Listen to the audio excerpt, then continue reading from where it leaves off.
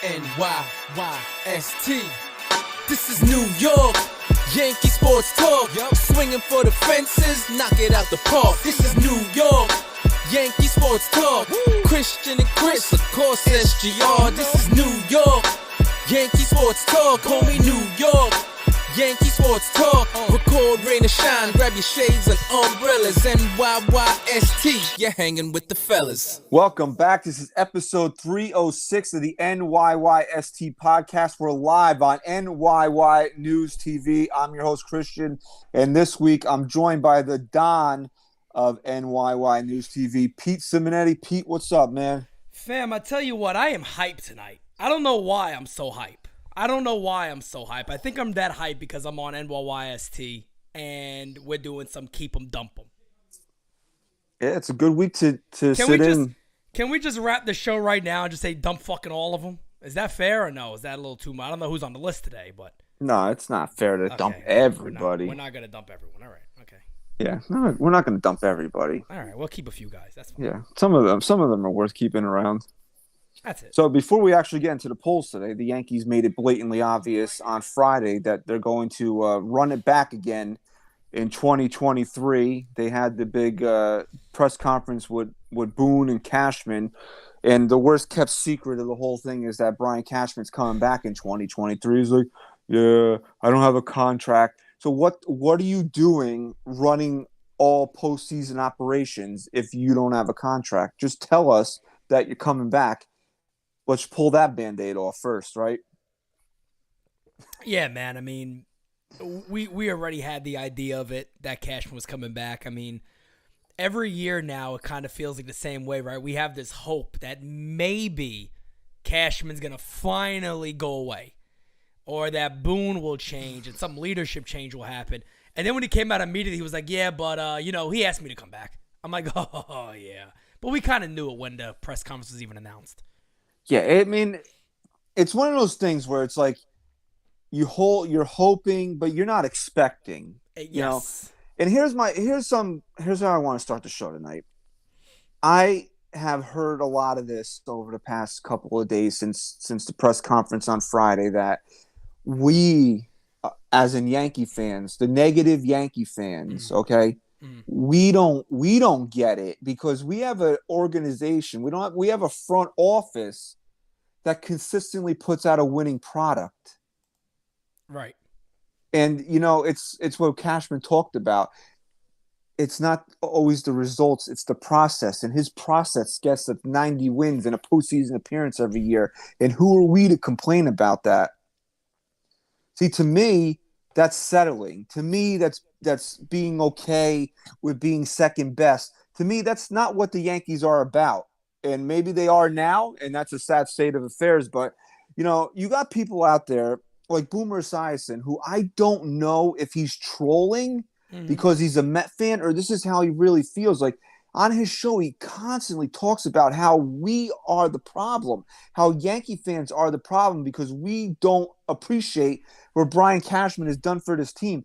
Now, granted, Pete, I do appreciate what Brian Cashman's done for this team. Yeah. He has been a really good general manager for a really long time. That doesn't mean that it's not time for a change right now. Yeah. Well, that's the problem, right, is that he has done a good job. And I spoke about this recently too, is that, yeah, he has done a good job. But at some point, you can tell that the Yankees need something different. It's as clear as day. To the point that even when you listen to the press conference, you're like, you guys are just now realizing this? Is like, oh, yeah, kind of that's why we got Benintendi. We were looking for more contact-orientated players. And we've been saying this years ago. I mean, most anybody who watched this team been saying this years ago. And then just with the new thing now that's going to haunt the Yankees, I'm already calling it. Everybody knows this whole process thing. This process thing is going to haunt them. The minute they said results do not get you fired as long as there's a good process in place. It is the dumbest quote. And I think it's going to really haunt Cashman and his Yankees front office for a long time. Especially, Mark, you're going to hear about the process all season long. It's all you're going to hear about is the process. But what has the process really gotten them, though? I don't know. Because, listen, I'm okay with you selling me the process, because I was okay with that in 2016. When you took the reins of this organization, when Brian Cashman really got his claws into the Yankees in 2016, when he convinced Hal, let's pull the plug on this, let's start over, let's rebuild. I was okay with that because you know what? Coming off the end of the Jeter era, coming off of all of that, this team was old. It was boring. There wasn't a lot to be excited for. So to get the hope that you had this core group of young guys coming up here, and it seemed like Cashman had an idea. But Pete, we're sitting here now in 2022, and they seem to get further away from the end goal every single year. So what is the process really getting them? Well, that's the question. And again, that's why I wish that there was just one reporter there that said, let me ask a couple of follow-up questions, because that's a great one. Hey, Brian, well, when you mention that the results do not get you let go, if there's a process, you guys are saying there is a process. What's the end game of that process? And what has been wrong with it for the last 13 years? What have you, because if you listen to that whole thing, Christian, they didn't mention anything that was their fault. There was nothing there that they mentioned and said, you know what? We're aware that maybe this is a problem or and we want to address this. They basically came out and said, guys, look, there's a process in place. We played a better team. They beat us. Why are they better than you? Bingo. Can we, what do you guys see? And somebody asked that. Somebody's like, well, what are you seeing from the ad? And they're like, I don't know. And they kind of just steered away from saying, well, they do this, they do that. And they didn't kind of want to go there. You could tell. But this whole thing about if the process, I was on with Ruben on Designated Spitters, and Ruben said the best thing. Wouldn't a good process lead to results? Wouldn't a good process lead to your ultimate goal? And now look, I know it could be a toss-up. Hell, we said it in our off-season video when we were saying we're not too confident with this club, but what did you say? I think we all basically said it. Anything could happen. Yankees could go on and win. So yeah, when you get to the postseason, anything can happen. But this team is just throwing shit at our faces. Literally just throwing shit at our faces. And excuse after excuse after excuse and saying, guys, wait. Trust the process. It's fine. It's good with me, Cashman. It's good with Boone. Everything is okay. Don't worry about it. No, see, the problem is that this process, it doesn't work, okay? Because if you have the amount of resources that the Yankees have, and look, let's be fair about something. Hal Steinbrenner committed more than enough money to have a championship caliber team on the field this year. 100%, okay? No doubt about it. That combined with the prospects that they have in their system should have netted you at least not being embarrassed in the ALCS. No question. So something you are doing is not working. Your process doesn't work. And that is what my problem continues to be, is that there's no accountability here. Yeah. You know, if I'm Hal Steinbrenner, I get it. You see the receipts, man. They're coming in. Oh shit, dude, I'm fucking rich. Look at this. Yep. But eventually, at some point, if money is that important to you, wouldn't you want your money spent wiser than it's being spent right now? Because I'll tell you right now, dude, if I put over $1 billion into a baseball team that cannot win a World Series, I would ask questions. At the very least, I would ask questions. Shit. I'd be flipping out. I remember what his father said. He used to, I broke a couple of TVs in my life. That's like one of my favorite quotes from him. I broke a couple of TVs in my life. I'd be flipping shit all over the place. Can you imagine sitting back and watching Donaldson all year and saying, hey, look, I trusted you. I'm paying $25 million for that piece of shit? Are you kidding me? That's $25 million of our payroll is going to that? I'm giving Aaron Hicks $10 million. What are you doing? Who are the people advising you on this?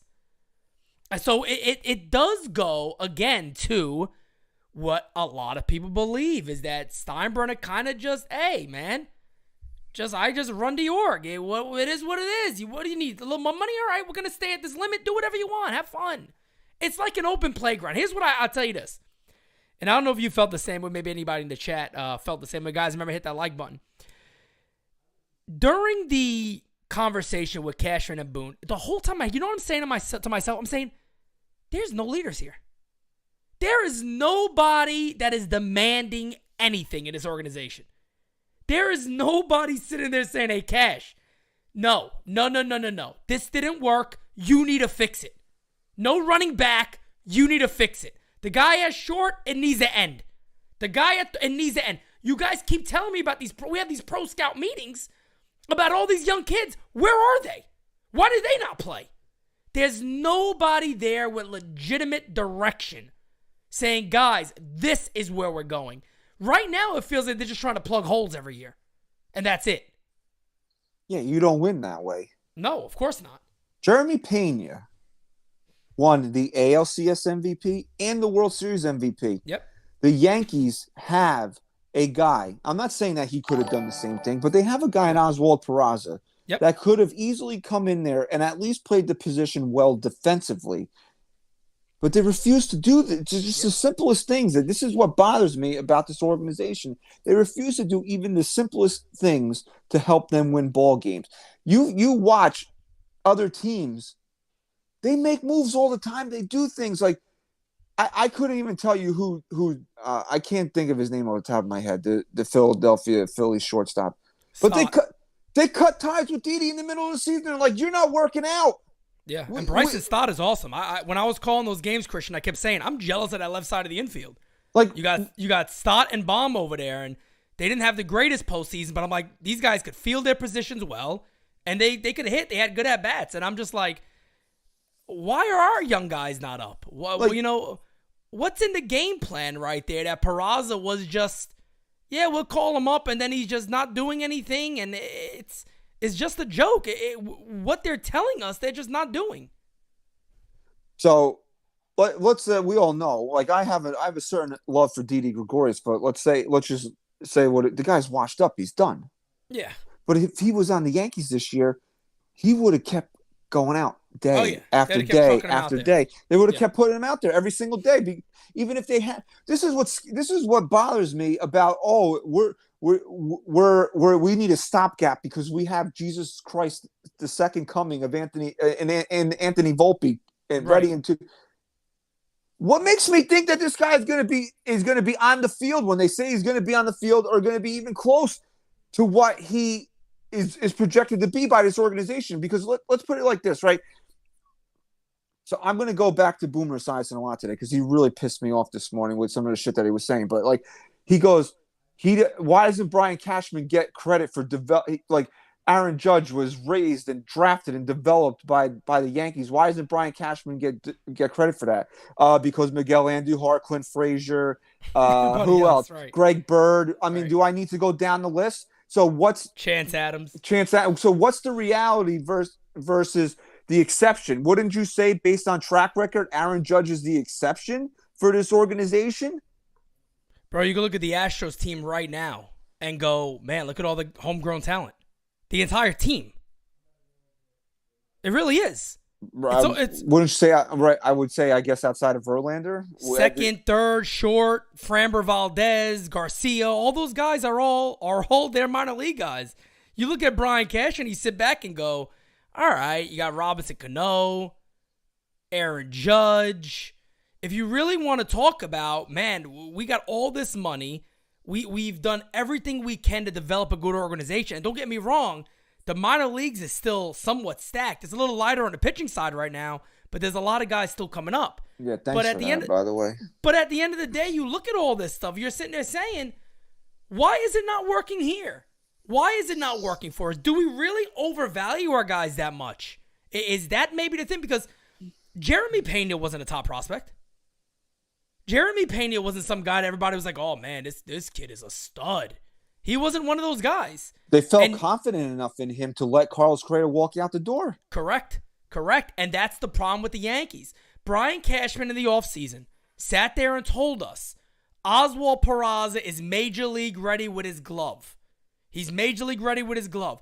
He then goes out and trades for IKF, who's a third baseman, and goes, no, he's the shortstop. But then what about the plan? What about this plan that you guys are bullshitting us about? Nobody would have been upset if Brian Cashman came out and said, look, we passed up on Correa. we pass up on this guy because we really like what Peraza can do. I don't think me, you, anybody would have sat there and go, you know what? That is dumb. That is stupid. I said in the offseason, if your plan is to not sign any one of these top shortstops, then just let Oswald Peraza start. If you're telling me his glove is major league ready, just let him play. But I don't know if you caught this in any of the conversations that were had either on Kay's show Thursday or in the press conference on Friday. The Yankees were making excuses for why they didn't have Peraza up here. Yeah. I forget exactly what they were saying, but he needed to develop this or whatever that. And like, I'm saying to myself, like, if you don't have confidence in, let's say Peraza came up here and he batted 150 in April. If you don't have confidence in him to overcome that, then he's not anybody. He's just not anybody that we can have any faith in. Yep. And no, that is exactly, you're right. They were making excuses on why Peraza wasn't up in July. Because they mentioned that IKF basically came out and said, he was asking for help and nobody was kind of helping him when it came to defense at short. And Boone was like, well, that's who he is. That's who he is. He's going to be hard on himself. Yeah, okay. But at the end of the day, when he was really struggling, you guys also had another guy on the left side of the infield that was also very much struggling.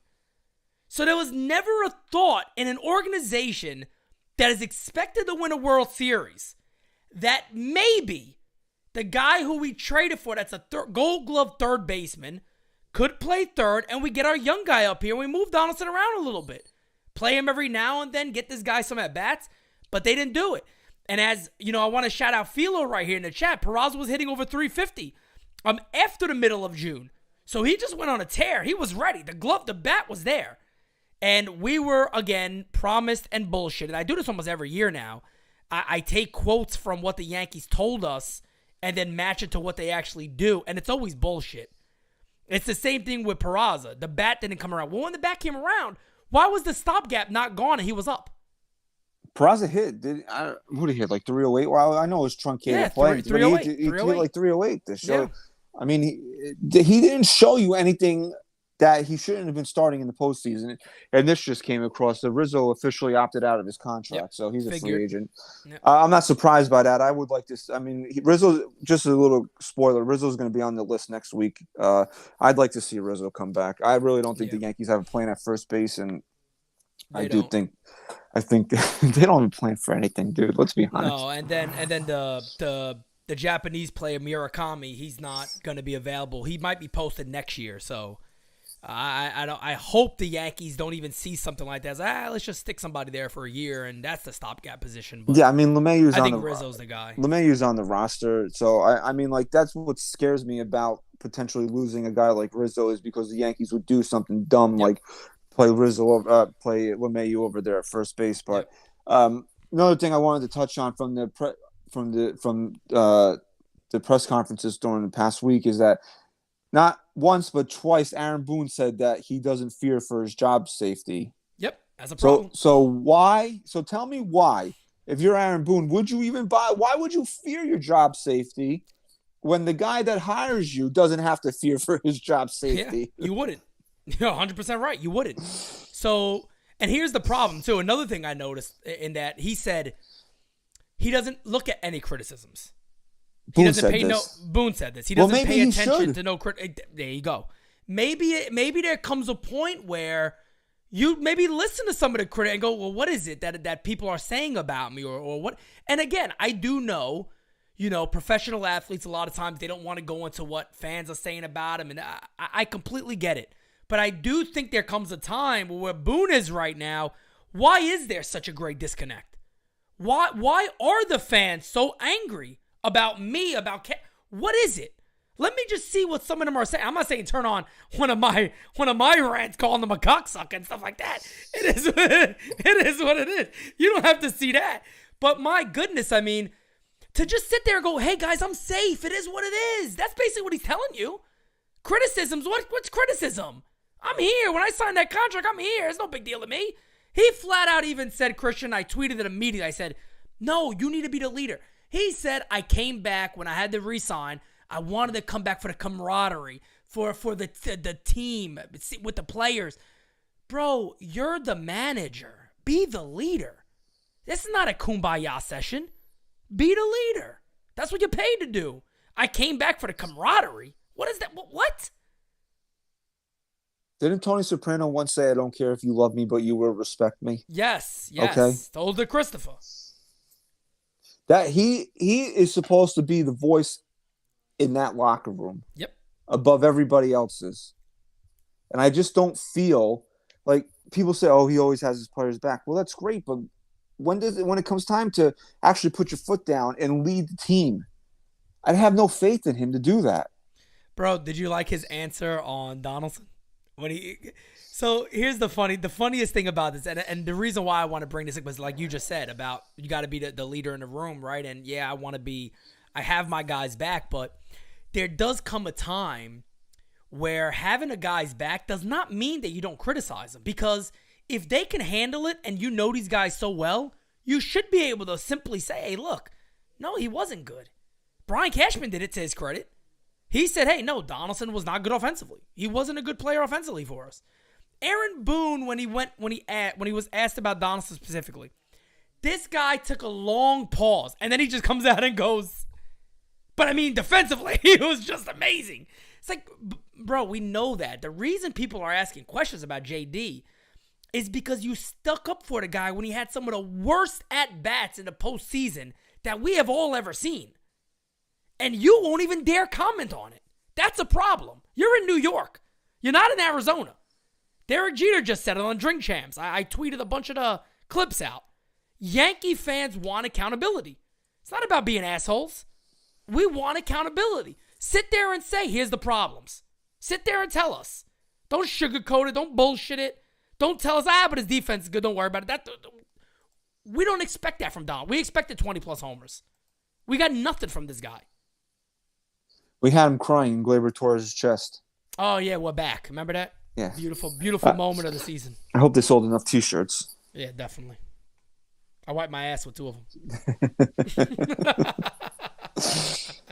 So, I mean, if you legitimately got angry by listening to those two guys on Friday, then I don't know what to tell you, because nothing they said got me that upset except for the whole process thing, because it's all the same regurgitated garbage that we hear from them time after time after time. Like I said, the only thing that came out of nowhere really was the whole process thing, and it just further emphasizes the point that there's no accountability on this team. None.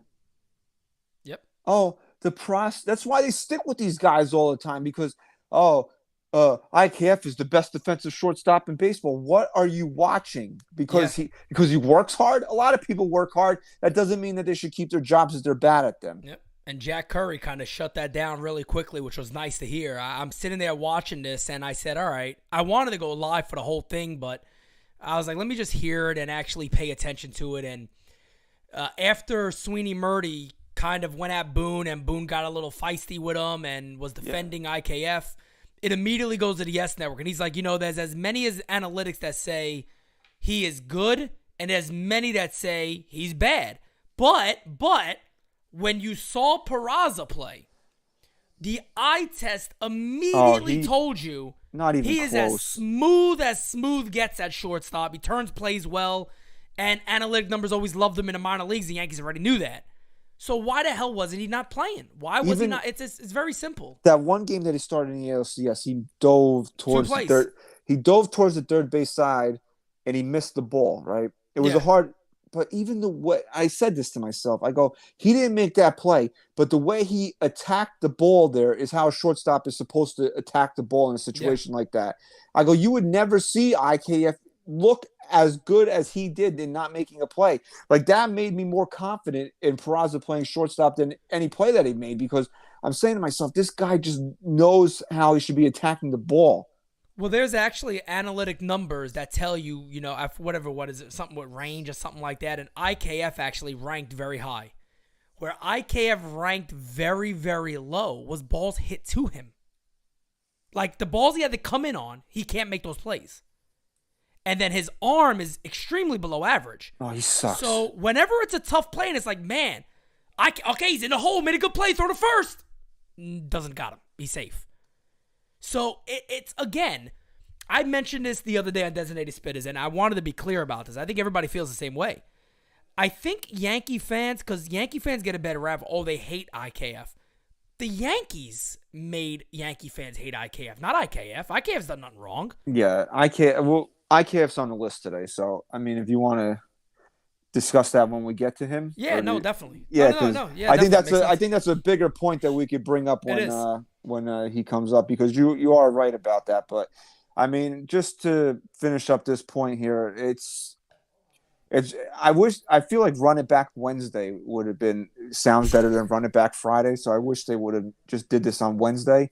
But I mean, you always say this, man, and I always, and I love you, dude, but I want you to be wrong so bad about it. But the more and more that we get down the road here, I can't see another way. Is that you said, as long as this regime is in place, they're not going to win a World Series, and it's hard to see how they are, unless.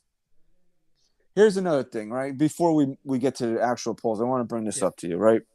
Okay, so Craig Carton, right? He brings this up on his show the other day, and he says the problem is the Yankees spending, right? He says that if you look at the percentage of revenue reinvested into the payroll, it's like 30% or something like that, or even lower. He says that's a problem. It should be like 50% or higher, which is the Yankees made $800 million this year, which is a real possibility. That means their payroll should be $400 million, which is absolutely absurd that you need to spend that money on a baseball team. Yeah. And here's my further point, right? So let's say they didn't have updated data. They only had up to 2019. So if you took the 2019 data, that means the Yankees payroll this year should have been around 340-ish or something like that. Yep.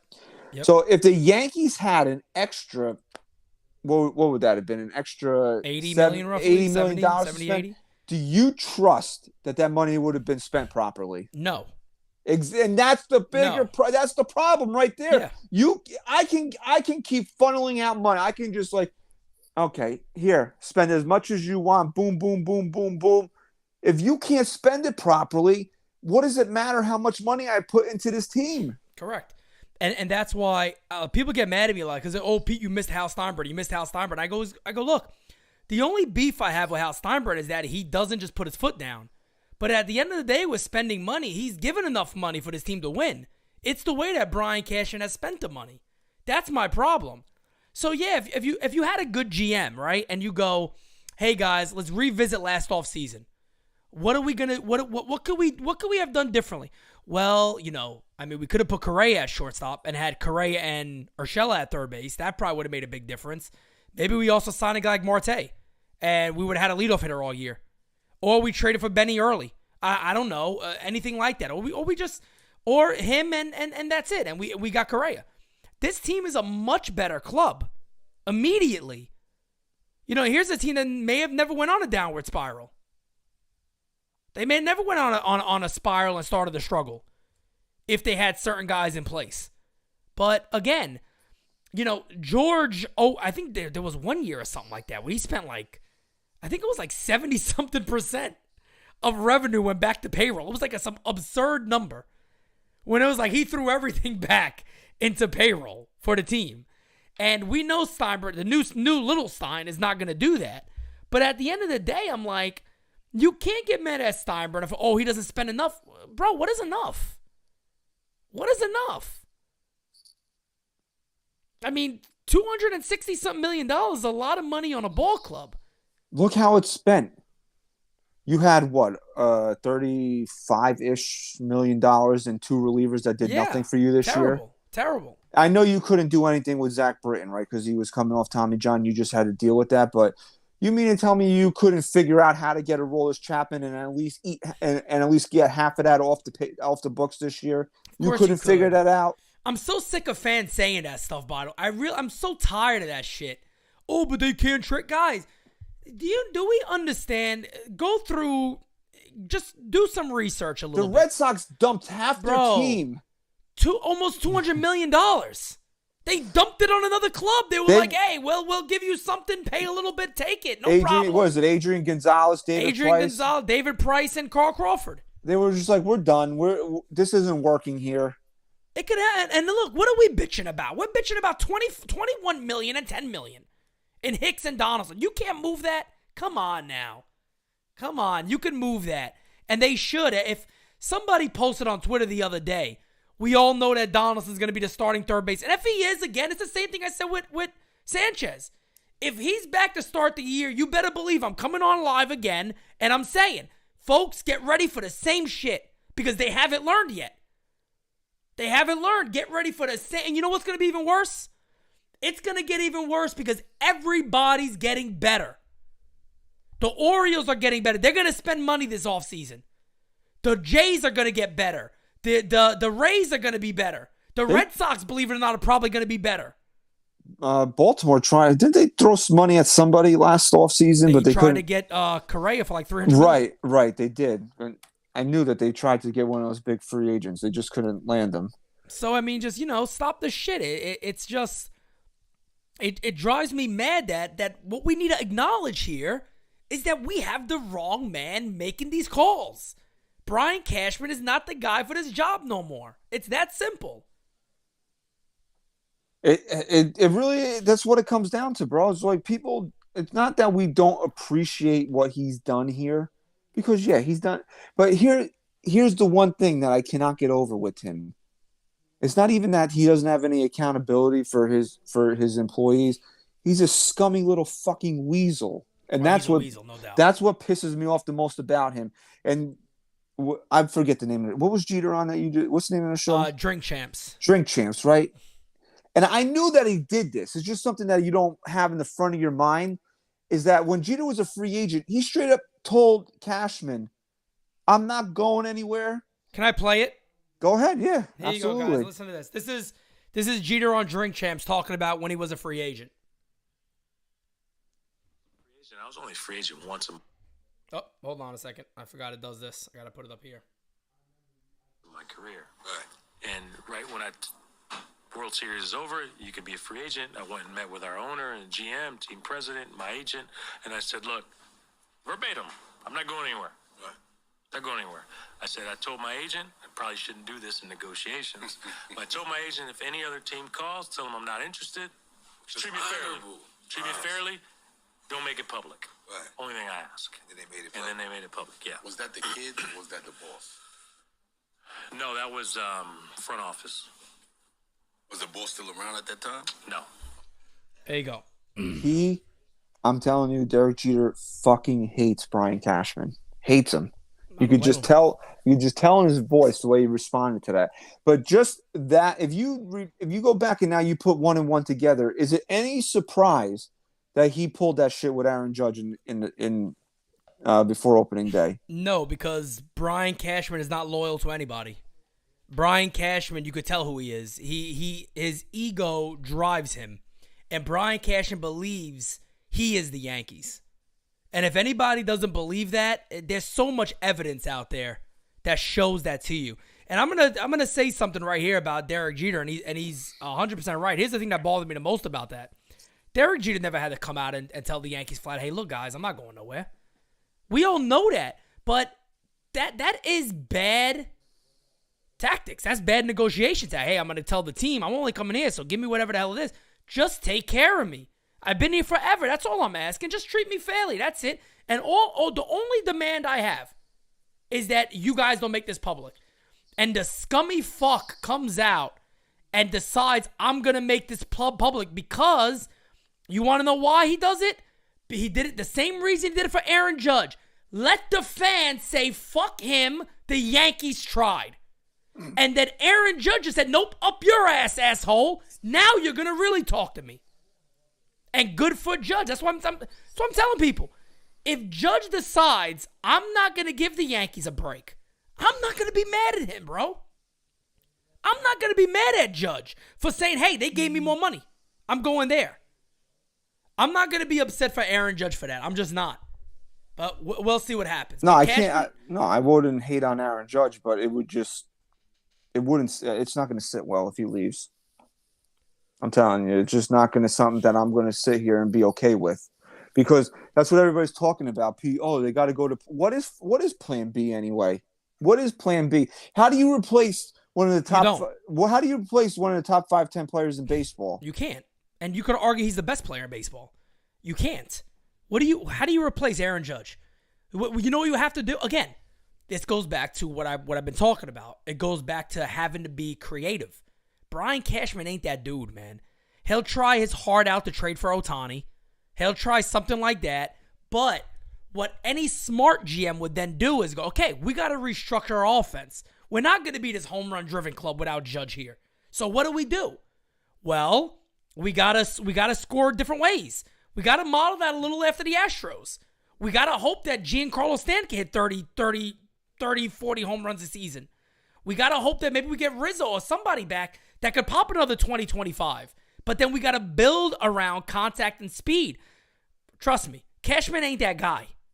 He's not that guy. No, that's why he traded for Josh Donaldson, and he allowed that GM to get creative and get the guy that he really needed to play shortstop for him.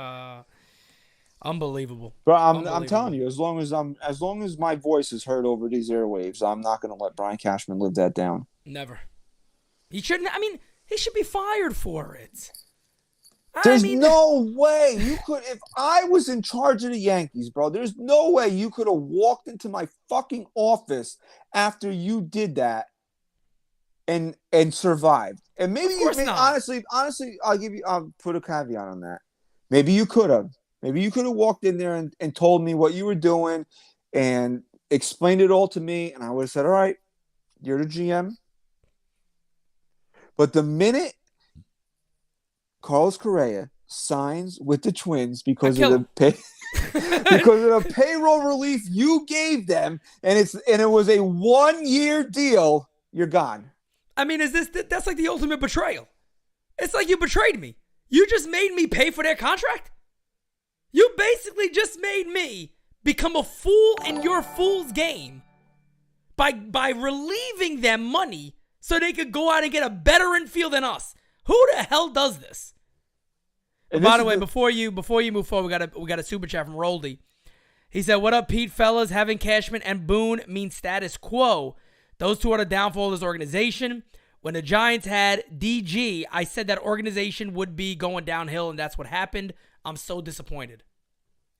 So you know more about Giants football than I do. But apparently it's kind of similar. I've been making that point. It got to the point where the public embarrassment was so bad for the Giants that their owner said, enough, I can't continue to do things the way that I've been doing. And they brought in guys from outside of their organization. And now look, the Giants they have turned it around. Maybe it'll happen one day. I mean, honestly, and this is the one thing I want to say is, do you think Hal is going to step it up in these negotiations for Judge?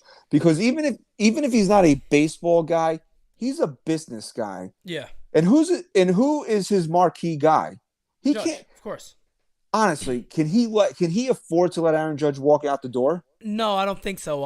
And yeah, I actually do believe that he's going to have a lot of say in what happens with Judge. He's a fan of Judge too. Per what I was told earlier in the offseason, I actually talked about that quite a bit. That when I was told early on about Yankee plans, one of the main things I was told was that they don't want to spend because they want to re-sign Aaron Judge. And of course, they tried it, and it didn't work out to the number that Judge wanted. And we're at now. Here's my only concern, and I've said the biggest mistake that the New York Yankees have made is that they have not locked up Aaron Judge yet, and they made the whole shamble out of this thing the way they did, because Aaron Judge is not going to do what Edwin Diaz did. He's not going to say, I don't need to hear from other teams. I like that offer. I'm going. If the Yankees came out right now and said, hey, Aaron, here's $36 million a year for 8 years, I don't think he's going to say, let me sign a dotted contract. No. I think Judge is going to prove his point to the Yankees. That's what I think Aaron Judge's endgame is here, is that you guys said I'm not worth my Trout money. You guys basically said that. There was rumors about, he wanted this, he wanted that. Well, whatever happened, they felt he's not worth Garrett Cole money. I think Aaron Judge is going to wait, and Aaron Judge is going to come to the Yankees and flat out say, Well, the Giants think I am. Well, the Rangers think I am. So let's talk and see where you guys are at. I truly believe he's going to do that. He can't go to the Rangers, bro. Come on. Well, no, I'm just simply saying the teams that are going to offer him. I know that they have money and they're going to. I've heard that they want to make a run at him, but he can't. I think Rodon's their guy. I think they're going to lock up Rodon pretty can't quickly. Do that. No, I think the Giants or the Padres, even the Padres, could be a real threat for him. But I truly believe that he wants to see what other teams see him. Look, like the Yankees did. At the end of the day, he could sign with the Yankees, and I'm praying that he does because I don't want him to go anywhere. But he's going to make them sweat, even if he's saying to himself right now. Oh, no doubt. Right now, like he knows in the back of his mind, he's like, okay, because I keep throwing this out. 324 is Cole's number. Yeah. If the Yankees offer him more than Cole, I think he's coming back. Yeah. Here's the thing, though. But he's going to. Does somebody else blow him out the water so much where now it becomes too tough for the Yankees? Does it get to a number where the Yankees say just no? And then he has to decide, hey, if you want to be a Yankee, we already offered you a major deal. Like, it's not too different, but I understand where you're at, but what do you want to do here? Yeah, I mean, that's the position they put themselves in. And I tweeted this yesterday when the transactions came through because the World Series is over. Aaron Judge is officially a free agent. He's no longer a member of the New York Yankees. And if you go on their 40-man roster page, his name is not on there, but Aaron Hicks's name is on there. And I tweeted this. Aaron Judge is no longer a member of the New York Yankees, but Aaron Hicks is. Let that sink in. And you got all these mindless idiots be like, that's just because he's a free agent. But yeah, I understand. That's not the point, you That's not the idiots. point. That is not the point. The point is that the Yankees have allowed it to get to this point that Aaron Judge is not a member of their organization. Right. Aaron Hicks is, exactly. They've allowed somebody to come and steal their girl is basically the best way I could put it. Slap her on the cheeks right in front of you and everything. And just like, come with me, baby. Come on. That's what they've done. That's exact. You cannot allow another man in on your girl, and that's exactly what the Yankees. She might come back to you. You might think that she's coming back to you, and she very well might be. But she could also see somebody with a nicer car. Yep. Somebody that doesn't talk shit about her. Yep. A little more all in their pocket. Hey, you know what? You allowed that to happen. The Yankees should have never let this man hit free agency, and I don't care if he comes back and he's here for the rest of it. We should not have ever been wasted a second talking about Aaron Judge being a free agent because he should have never been. And then we got another super chat here from our guy Roldy. Says, can we finally stop this notion that New York media is tough? New York media has become the softest media, I think, in the States. Giants, Rangers, Yankees, and the Knicks beat reporters are not challenging anymore. I don't know about other clubs, but I said this. I think the Yankees beat writers are just as bad as the owners and everybody else because one of the great things, and by the way, I'm going to have Kevin Kernan back on very, very soon, probably this coming, maybe later this week or early next week. But Kevin Kernan, was with the New York Post for 30 plus years, whatever it was, an insane amount of time. And he told me flat, he goes, Pete, I always saw myself as the middleman for the fan to the front office and the players and owners. What I hear from you all, I ask them. And they just don't do that no more. I think Brandon Cunty, I call him Brandon Cunty, not Cuddy, Brandon Cunty. He mentioned that one of the first questions was something the fans are upset and this and that. But then he never referenced anything towards the fans. I always said it. I would have loved if somebody just simply said, hey guys, Boone, I understand you don't listen to the criticisms, but what do you think the disconnect really is? Then between the fans and the front office, because there is a severe disconnect out there. Severe disconnect from what you all continue to do to what the fans believe you all should be doing. Nobody ever considers looking into this or what do you guys feel?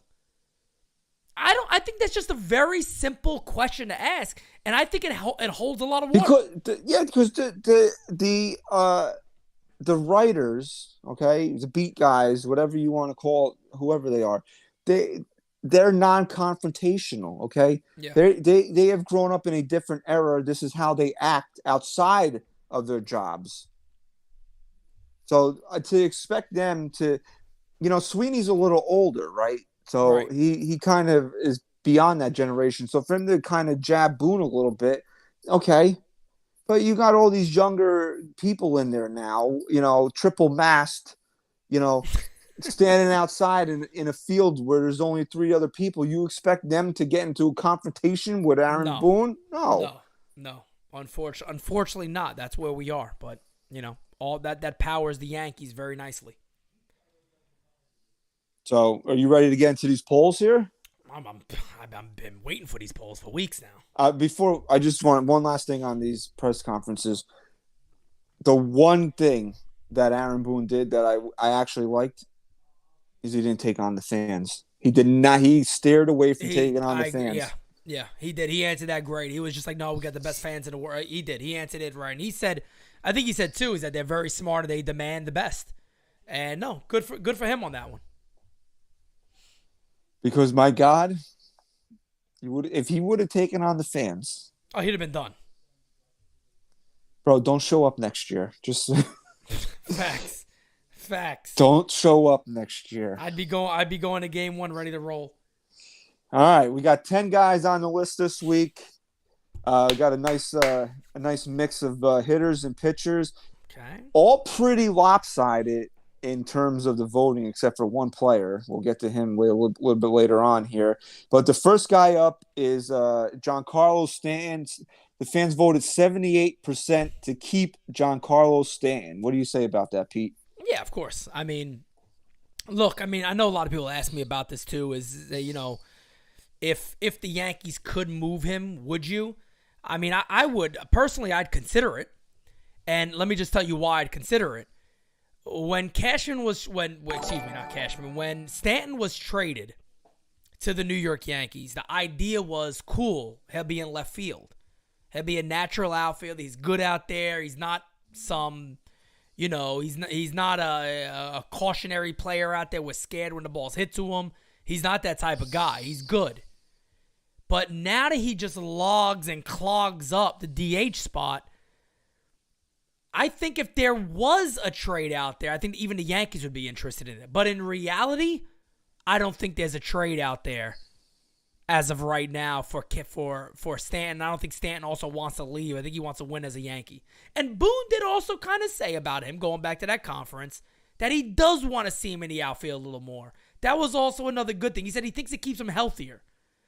So, Boone is the manager, so I would assume you got a little more control of him playing there, but maybe we see him out there more. But no, I agree with the majority of the fans there to say keep him. Yeah, I'm a big Giancarlo Stanton fan, man. I vote to keep Stanton. It's just this year he frustrated me because he was hurt, and when he came back, he just wasn't good. But again, he's one of these guys where I almost don't even look at what he does in the regular season. It's all about October for Stanton for me. And I know the overall numbers weren't great for him in the postseason, but he had a couple of really big, impactful home runs in the division series. So he was one of the few guys that made an impact offensively throughout the Yankees' short stay in the postseason. Yep. So for me, it's still a keep for Giancarlo Stanton. Makes sense. Before you move on, Christian, let me get to this super chat. And I want to answer it really quickly. Rolly says, okay, so how do we change the media? This can't go on without voices being heard. How do we change this? Rolly, right here. Right here. And I just want to throw that out there really quick. I've been telling fans this a long time. The more networks like NYYST grows and we're able to do what we want to do and keep getting more voices out there, trust me, we're more powerful than the media.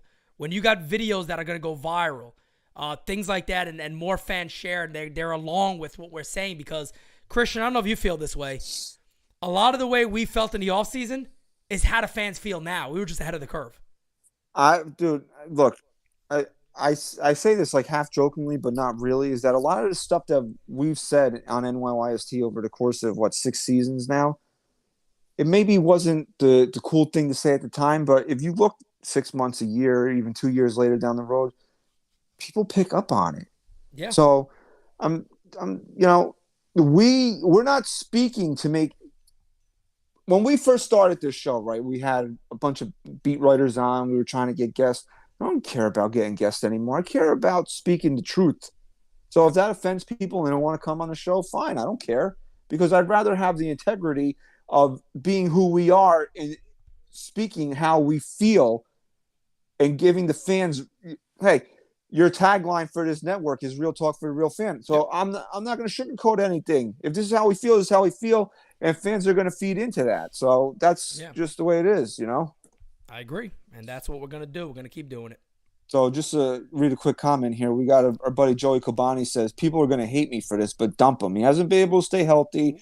Not playing the field really makes the team roster construction flawed. Plus, I prefer the DH to be a rotating spot. Love him as a player and a person, but it's a dump. And then he goes, okay. Yeah, they're okay in there. Look, I mean, I'll be honest with you, man. I actually, not that I agree with it overall, but I appreciate that he has a reason why. It's not because, he sucks, I don't like him. It's because, in a sense, the guy we got has been a DH. And I don't think that's what the Yankees originally initiated in getting him for, to be a DH. And it does clog up a spot a little bit. But I do not agree with necessarily just dumping Giancarlo Stanton. So before we move on to the next player, I want to make this point here, is that I know a lot of fans, and Bryce Harper got killed in the postseason. I'm a big Bryce Harper fan. Yep. When he was on the market with Machado, I wanted him, if you would rank it 1 to 10, it was like a 10 to a 2. That's how much more I wanted Harper than Machado, right? Yep. But this idea that if we didn't get Stan, we could have had Harper, no. I don't agree with that at all. We don't have Bryce Harper because we had Jacoby Ellsbury. We had Aaron Hicks. We had Brett Gardner. We had Clint Frazier, who Brian Cashman cited for the reason why we don't have Bryce Harper, but they never wanted to play the friggin' kid. Yeah. So those are the reasons why we don't have Bryce Harper, not Giancarlo Stanton. I think fans have an unfair view towards Stanton because of that. These are other reasons why Harper is not here more so than Giancarlo Stanton. And that's my opinion. No, you're right. You're spot on. And Harper's only getting like 25, 26, 27 million a year. Yeah, what do we pay that, Josh Donaldson this year? Exactly. So, and look, there's so many guys that we could talk about Cashman all day, but he's missing out on everybody. Carlos Correa just got 20-something million. I mean, you could go down a list of people he missed. And by the way, speaking of Jackson Frazier, Clint Frazier. Okay, don't want to trigger. McKay, You don't want to trigger him, all right? Okay, I'm just going to trigger something real quick. He's playing the Dominican Republic. He's making a comeback, all right? The guy's down there eating some rice and beans, ready to play some ball. He's ready to rock and roll. All right, so next up here is Aroldis Chapman. Oh, I love the. Let me hear these numbers. 97% dump Aroldis Yeah, who's Chapman. the three assholes? Who's the three assholes in the 3% that said to keep him? Dude, I got to figure there's always got to be a percentage of people that are just trolling these polls. Oh, definitely. Because I did not get one comment of anybody explaining why they would want to keep him. Well, what the hell would the comment be? What would the comment be? I mean, come on. The guy betrayed his own team. He left his own team to dry. Get the hell with him. I mean, when I put the list together, Chris said to me, and unfortunately Chris had something come up at the last minute. He couldn't join us, but he'll be back next week. He said, why would you even put him on here? It's so obvious. And I said, you want to know why? Because I want to motherfuck this guy one more time out the door, okay? Yep. Fuck him, this soft-ass quitting bitch that quit on this team because he didn't have the confidence in himself to earn a spot on the postseason roster. Thank God we never have to look at him smirking or doing any of or sweating like Patrick Ewing in the fourth quarter, or any of these or throwing a ball 10 feet over the catcher's head, not even lawn darting a slider, Pete. This guy lawn darts fastballs. He's a train wreck. He's a train wreck. I guess the only thing that gets me mad about the Yankees is that, when Boone was like, no, we asked him to stay home. At that point, too, don't give us the shit that, well, maybe if we get, no, don't even give him that option. Don't even think about that. Well, maybe if we advance, we'll reconsider it. No. The hell with him. That whole clubhouse should have simply just sat there and said, the hell with him. Dump his ass. Release him, matter of fact. Let him go home early. There was a report coming. I was like, it had to be late August right around the leg infection shit came out. Should have been released then. I actually said that. That they said they were contemplating DFAing him. I remember that. Yep. Why didn't you? Yeah, right then with the whole leg thing. Yeah, during a playoff run, you do this stupid shit. No, DFA him. We don't need you. You're not going to contribute to us. We don't need you. Bye. You Dump had 'em guys out. like Benintendi and LeMahieu and Carpenter who were legitimately hurt, and they were doing everything Yep. that they could possibly do to help this team win. And this fucking jerk off can't get on a plane from Miami to go through a bullpen session, which I guarantee you, Pete, I guarantee you that son of a bitch would have been put on the fucking roster because of how desperate they were needing arms in that bullpen, and he still couldn't be fucking bothered because he didn't trust himself. So fuck him. I don't. He'll wind up somewhere next year. Yeah, he would have made. I agree, but he would have made the roster. I agree with you. I'm just glad that he's not our fucking problem anymore. Yeah, the hell with him. So fuck him. And our boy Timon Vilmatic says 3% of the people who responded to this poll were apparently dropped on their heads as babies. Only logical explanation. That's it. All right, next up here we got Andrew Benintendi. Hey, Benny. The fans voted 86% keep on Andrew Benintendi. Yeah, I'm there with you. I'm there with you on Benny. And I got a little scoop to break on Benny, I was told today. Oh, yeah? I heard the Minnesota Twins are all after him. Are going to be very, very hot on the tails of Benny. The Minnesota Twins. See, I can't see the Yankees really chasing him, but I would love to see him coming back. But have you seen some of the projections right now? Yeah, it's like 17 AAV, right? I don't know, man. I mean, look, not that I'm saying I wouldn't do it. I'm talking about our new ownership with a little bit, I don't know, we got to get judged. What are we going to do here? I don't know if they lock in, two of these guys for 60, 70 million altogether. I don't know. He just makes so much sense to this team. Oh, no doubt. And when we sat here and we recorded after the Yankees got eliminated, I said on the show, I said, how much credence do you give LeMahieu and Benintendi not being available to really hampering this team? Not saying they would have beat the Astros, but would have given them a better chance. And you heard them fucking make that excuse in their press conferences that, we didn't have Benintendi, we didn't have LeMahieu, these are bat to ball guys, blah, blah, blah. And yeah, I do think that having Benintendi for a full year, putting him in the leadoff spot, asshole. Well, that's the other concern, isn't it? But isn't it the other concern, really? Like, most of the, when we all got Benny, I remember we got a group chat, like the team that we talked throughout the day.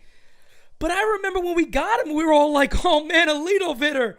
And then he's batting 5th and 6th and 4th and 3rd. And I'm saying, what the fuck is going on here? Oh, and then he's like 1 for his first 30. Well, why are you batting him fucking 7th? You're putting him up to fail. I'm like, guys. And then they move him to the top of the lineup, and he starts tearing the cover off the ball. I was like, wow. It was like, yeah.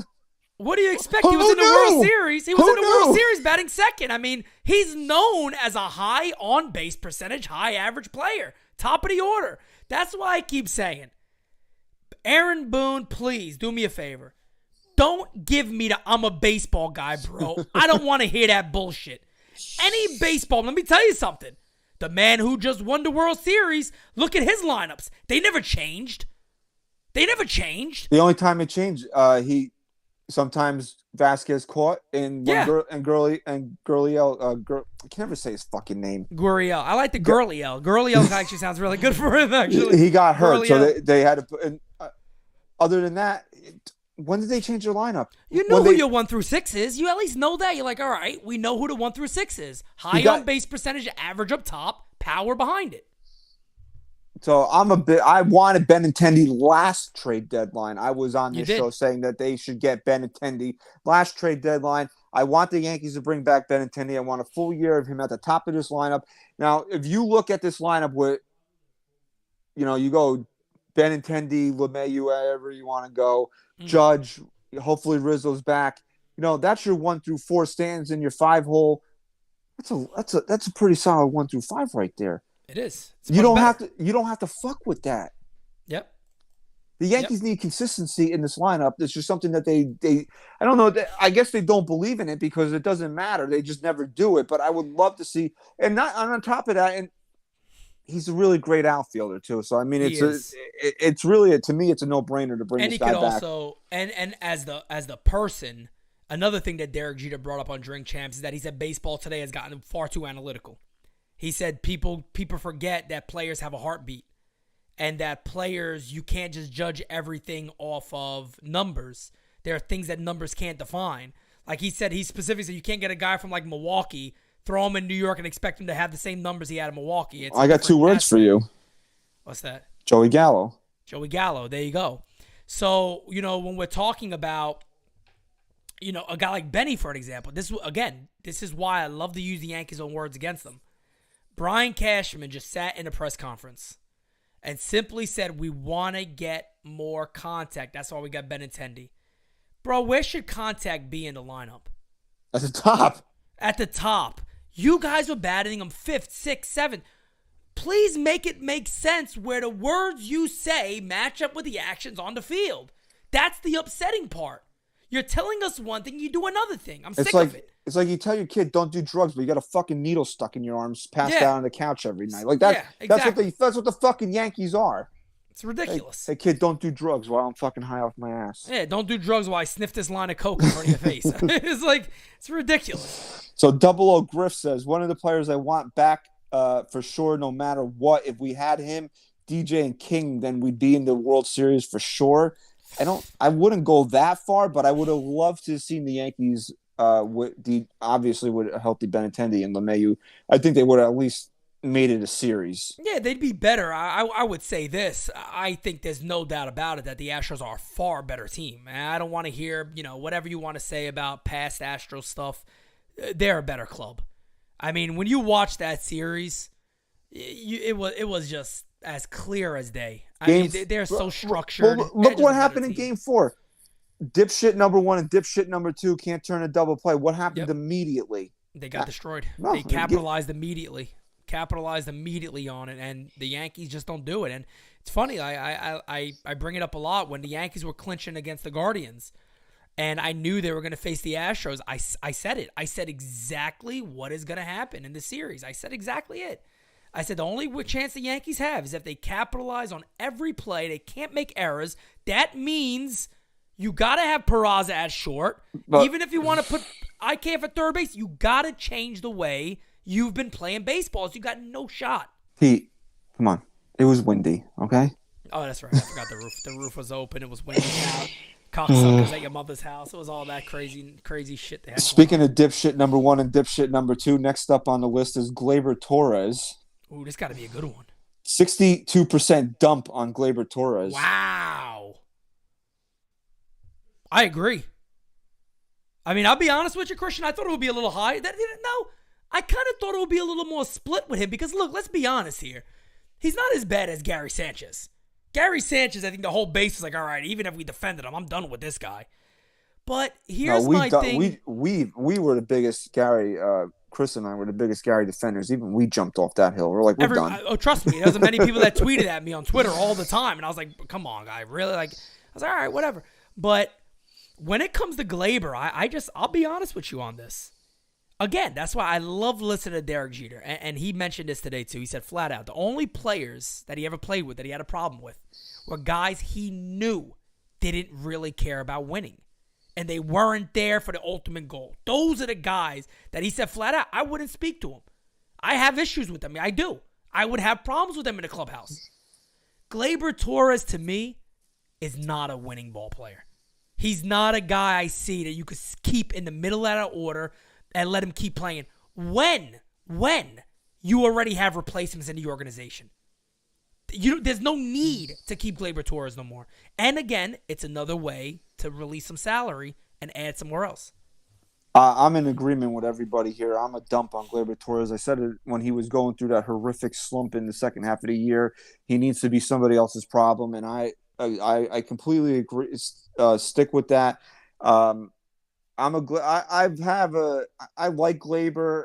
I do, but I just, like you said, it's just like when I envision the Yankees winning a World Series, do I envision Gleyber Torres being a part of that? And I just don't see it.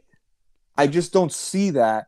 And there's sometimes when I watch him and I'm like, he actually knows what he's doing out there, like mentally. But then there's far too often where his head is so far shoved up his ass, you can see the back of his teeth. Okay. Well, who was it in the press conference? Was it Cashman? Somebody mentioned something about they weren't impressed with some players thinking they're too Hollywood or something like that coming into spring training. I don't recall this, to be honest with you. Okay. Maybe I'm being fooled by like a tweet. I swore I saw something. Are you like that. calling? Maybe Are you saying Gleyber Torres thinks he's Hollywood? Well, he does, obviously. I mean, Yeah, guy has more fucking sponsors than I don't know who, but he got sponsors all over. Always sponsoring a new product, taking pictures in front of cars and shit. How about you hit a baseball? How about you run hard to first base instead of putting your head down when there's a ground ball, the guy bobbles it and still throws you out? How about enough of that shit? But again, I guess we could say this, right? I still blame Aaron Boone more because at the beginning of the year, Boone was sitting him, and I was giving him all the credit in the world. I said, man, Boone sat him for 2 days? Holy shit. Guy made a bad play and he's not playing tomorrow. Wow. Unbelievable. And, second half came around and they kind of threw all that out the window. I mean, in Gleyber's defense, he had a borderline all-star first half of the year, and then and you were kind of like, okay, is he closer to 2019 than he is to being to 2020, 2021 guy, where he might have been the worst everyday player in baseball those 2 seasons? And then he just went like right off the face of the earth. Yep. So, like you said, there's guys in this organization. There's a guy you signed to a 6-year contract extension. Was it last year, 2 years ago? Yep. That can easily play second base. There's no need to keep him here. He has age on his side where he is still good enough. He's going to be a 25 home run guy where he could drive in 70, 75 runs, where he's going to be attractive to some team, still being relatively cost controlled. Yep. Goodbye. Yeah, he's an easy trade candidate for, even if you get a 4 or 5 starter out of him, maybe somebody that surprises you a little bit. I think it's worth it at this point. And my biggest problem with him, you saw it in the ALCS, is the fucking hero ball nonsense, okay? Yeah. The best version of Gleyber Torres is up the middle, opposite field, and when he's swinging from his fucking heels trying to pull everything, I just want to drive to the fucking Yankee Stadium and beat him with that fucking bat that he's got in his hands, okay? Because he is not a pull hitter. Can he pull the ball? Sure, he can pull the ball. But when he goes up there looking to do that and only that, I can't watch that anymore. Yeah, it's no doubt about it. I mean, the best Gleyber Torres is the Gleyber Torres that's focused on center and right field. And he plays well when he does that. Instead of all these giant, I'm a home run hitter swings and this bullshit. Like, be the player you're meant to be, and he'd be much better. Because I really believe that, like, if he goes to another club and they're like, all right, here's the approach, and he actually listens and follows it, I think Gleyber could be an all-star again. But I don't think he doesn't need to be on the Yankees anymore. That ship has sailed. So just Anthony C, just in case you were wondering, just Anthony C says age is on his side, having a baseball IQ and athleticism isn't. When he's hitting to all fields, he's fantastic. Unfortunately, something happens and he becomes much too pull happy. Too many lapses. Peraza and Volpe are coming. Dump them. Yeah, no doubt about it. I agree. Here's my nightmare scenario, right? This is my nightmare scenario when it comes to Gleyber Torres and Brian Cashman. My nightmare scenario is they're going to trade Peraza and keep Gleyber Torres. That's my nightmare scenario. And when I combine those two, the reason I do that is because I think the only way you're going to see Peraza and Volpe on the same team, and it's going to be a telling sign, is when the Yankees move Gleyber. If the Yankees trade Gleyber out the gate pretty quickly, I think there's a better understanding of what they're looking to do down the line. But we'll see. And we got a super chat, too, on Gleyber Torres. This is from James Veer. He says, Gleyber doesn't have the kill factor, which then leads him to not being able to execute, though he understands the process. The process. I'm not sure application is his strength. Food for thought. Yeah, thank you, man. Appreciate it. I don't think Gleyber understands anything. So, yeah. Next up here is a man we know is coming back next year. The Yankees picked up his option yesterday, which was, as much as I have my problems with him, it was a relative no-brainer to do it from just a pure baseball and business point of view, because what was it, $15 million or something like that? 15 million, yep. 15 so, but the fans voted 94% to keep Luis Severino. Before we actually debate that, you're in agreement right? The Yankees had to pick up that option, right? Yeah, no doubt. Yeah, I mean, it's a gift. 15 million's a gift. now here I'm going to take the lead on this one. I really want to say dump him. I really do. Like, it's in my heart to say dump him because I just can't trust him. I cannot trust him because if you had to put money on it, would you say the Yankees are going to go out there and acquire somebody to be the number 2 behind Garrett Cole? No, the Yankees already see Sevy as that guy. But do you trust Severino to be that guy? No, he's never sure. Look, here's what I trust Sevy about. I believe when Sevy gets the ball, he wants to pitch his best game. I believe he's a gamer. I believe he's a dog in the sense that he wants to go out there and he wants the ball and he wants to keep going. Do I believe that Sevy is at the level of the elites in baseball or a real number 2? No. He has over a 5 ERA in the postseason. However you want to see that, you can see it how you want. But his ERA is like 5.17 in the postseason. He hasn't been the greatest postseason pitcher for the Yankees. And the Yankees really need a guy that could dominate behind Cole. And I'm not saying get rid of him. Here's the reason why I keep him. I keep him because it's $15 million. And it's a 1-year deal. I would go as far as this, and you might say I'm crazy on this one. I would go as far, and I can't believe I'm saying this because in the offseason, remember I told you guys, I'm like, if he makes 10 starts, I might be shocked because I'm worried about his body. I think his body held up extremely well this year. I don't think he ever should have won on the 60-day. I don't think he believed he should have went on it. But the Yankees did it as a way to limit his innings. We all know that. Wasn't a significant injury. I would go as far as saying the Yankees may be smart to entice him on an additional year or 2 on the current deal. If they were smart, they could keep him at a less amount of money under that $20 million mark.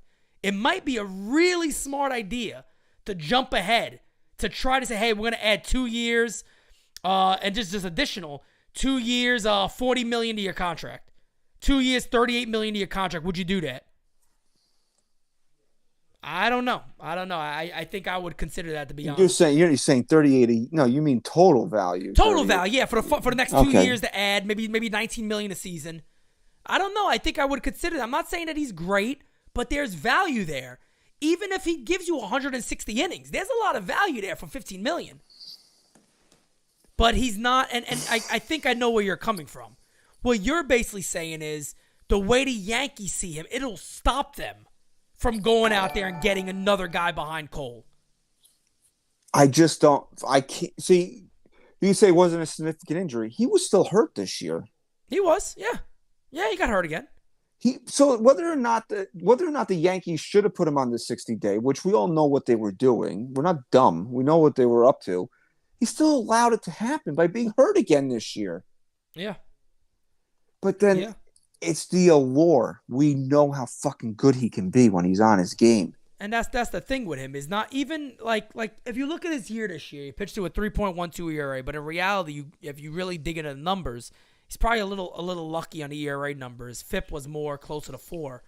But you never really saw that from him. Like when he was pitching, he was good. He had rough early innings in games. Then he would just dominate. He'd find it, and he dominated. Well, that's how he was against Cleveland. He gave up a couple early runs there, but then he settled in, and he was pretty good after that. And even with Houston, the 3-run home run was just a stupid pitch to Bregman. But I mean, Pete, it only went 91 miles an hour though. Right. He got lucky to get out there. Now see you brought that up. Fucking dump him, would you? Dump the damn guy. And Carlos Rosa with the super chat says Jeff Passan tweets Ohtani to the Yankees on a trade. That was a fake. That was fake. Absolutely. We can't be falling for that on day one. It's very early for all that stuff. We'll get many more of those. I mean, honestly, I got to make a decision here. I'm voting to dump him. I cannot. Wow. Okay. I can't. I respect it. I cannot trust him. I just can't do it, man. Like, if I'm running this team, this is how we run. This is how these polls are meant to be. You're running the team. Do you want this guy on the team or not? Wait, but are you saying you wouldn't pick up his $50 million option? You let him go? No, look, dude. Am I mad the Yankees did it? No, I understand why they did it. I'm not mad that they did it. But that aside, just specifically to speak on the poll, would I keep him here? No, man, I wouldn't. Okay. I wouldn't, honestly. I respect it. He's not a great look. There's two things that you need to be good in October, and I need you on the mound at least 30 times a year. Neither of which that he's done consistently. So, I mean, I'm ready to move on from this. He's I back. disagree. I mean, he's back. I'm not mad about it. I knew it was going to happen. It's not something that I'm like, oh, they're stupid for picking up. No, of course they should have picked up his option. But Yeah. if it was me, like I'm dump. It's a dump for him. Okay. All right. Okay. You're keeping him? Me, I would keep if somebody's coming to me and going, you got $15 million for Sevy 1 year, I'm keeping him. That's fair. I mean, it's fair. It's obviously fair. Now, if it's again my team, it's with the idea that we're also improving greatly in the rotation. Montas could be my fifth starter. You know, we're gonna get somebody that top of that rotation also. So my team, that's what I'm doing. And then he's kind of that guy that if he gets injured, you got other guys to fill in. But at $15 million a year, I think the value's too high to pass up on that. Well, David Douglas says here, he goes, rotation can't be any worse after Cole. I mean, we'll talk about somebody next, but so we need him. But again, like that's not really like the spirit of this. It's like, okay, but do you think this guy fits the team? Like to me, to me, he doesn't fit the team right now. Like I need guys that are reliable. Like we talked about this, like if Severino, in the off season, right? If you told me Severino was making 10 starts, would I take it? Last off season, yeah, I would have fucking signed for it. Yeah, I said that too. I said I don't even think he makes 10 starts. Because he made I think he made 19. Because what he pitched, he would he throw like 4 innings at the end of the year last year, and it was the first time we've seen him since 2019. Yeah. So I would have taken 10 starts from him. That's not a guy that I want in my rotation. That's just how I feel about it. I don't blame you. Nothing wrong with it. But hey, I'm going to root for. He's going to be on the team next year. I'm going to root for him to be the best version of himself next year. Yeah. But I mean, that's just how I feel about it. Next up here. Here we go. It's probably more starting pitchers coming up. Yep, here we go. The mascot of the New York Yankees, Nestor Cortes. Fans voted overwhelmingly that he is better than the Philly Fanatic. Okay, he's better than Mr. Met. He's better than that. Out there. He's better than that guy out there in San Diego, whatever the hell they got going on. 97% of the fans voted to keep Nestor Cortes. Okay, here's the deal. All right, I'm dumping the mascot. I'm keeping Nestor. All right, okay. All right, okay. No, yeah, I mean, come on now. I guess the funny thing about Nestor's such a weird one though, man, because, and not about keep and dump him, just that in general as somebody you look forward to what they're going to do. How confident are we that Nestor could put up the same numbers again? I mean, I hate to say because he just, there's not something about him that is like, yeah, he is this damn good. He just reminds me of one of those guys where it's like, shit, man. If he had a 4.20 ERA next year, would you be shocked? I'd be no, absolutely no, I actually wouldn't be. That's not a knock on him. There's just not a proven record for and Nestor that's what Cortes that yet. rant was about, bro. That if you take the whole thing in context of what that rant was about, it was about people that were okay with not improving the rotation because of 90 innings of Nestor Cortes in 2021. Bro, what I said was worse than what you said. I said he shouldn't even made the roster. He shouldn't even made the 5-man. Put Luis Heel over him. Leave him in the back somewhere. I didn't even have him on the rotation, in my opinion. But look what he came out and did. He was fantastic. You know, a little bumps and bruises a little bit in the postseason. Had the little injury. They knew about it. They kept him in. A bunch of morons running the team. But, you know, you got to keep. Of course you keep him. But is he a top of the rotation arm? He pitched like it. I get it. Can he duplicate it? And are you taking that risk to duplicate it with? I mean, are you projecting him to have the same type of year? That's the tough question to answer. And to me, it's a keep because definitely a keep. I'm taking the risk. I'm taking the risk to see if he can duplicate this. No doubt. We can talk about something if it doesn't happen, and it will be a different conversation at the end of next year. But he hasn't now. He backed up 2021 with basically a full year this season. Yeah. So now I'm more inclined to be like, okay, let's rock and roll. But if you were one of these people that were like, oh, we don't need anybody off a night, I don't know what your line of thinking is because 90 innings of Nestor Cortes last year was not enough to sell me on not improving the rotation. Right.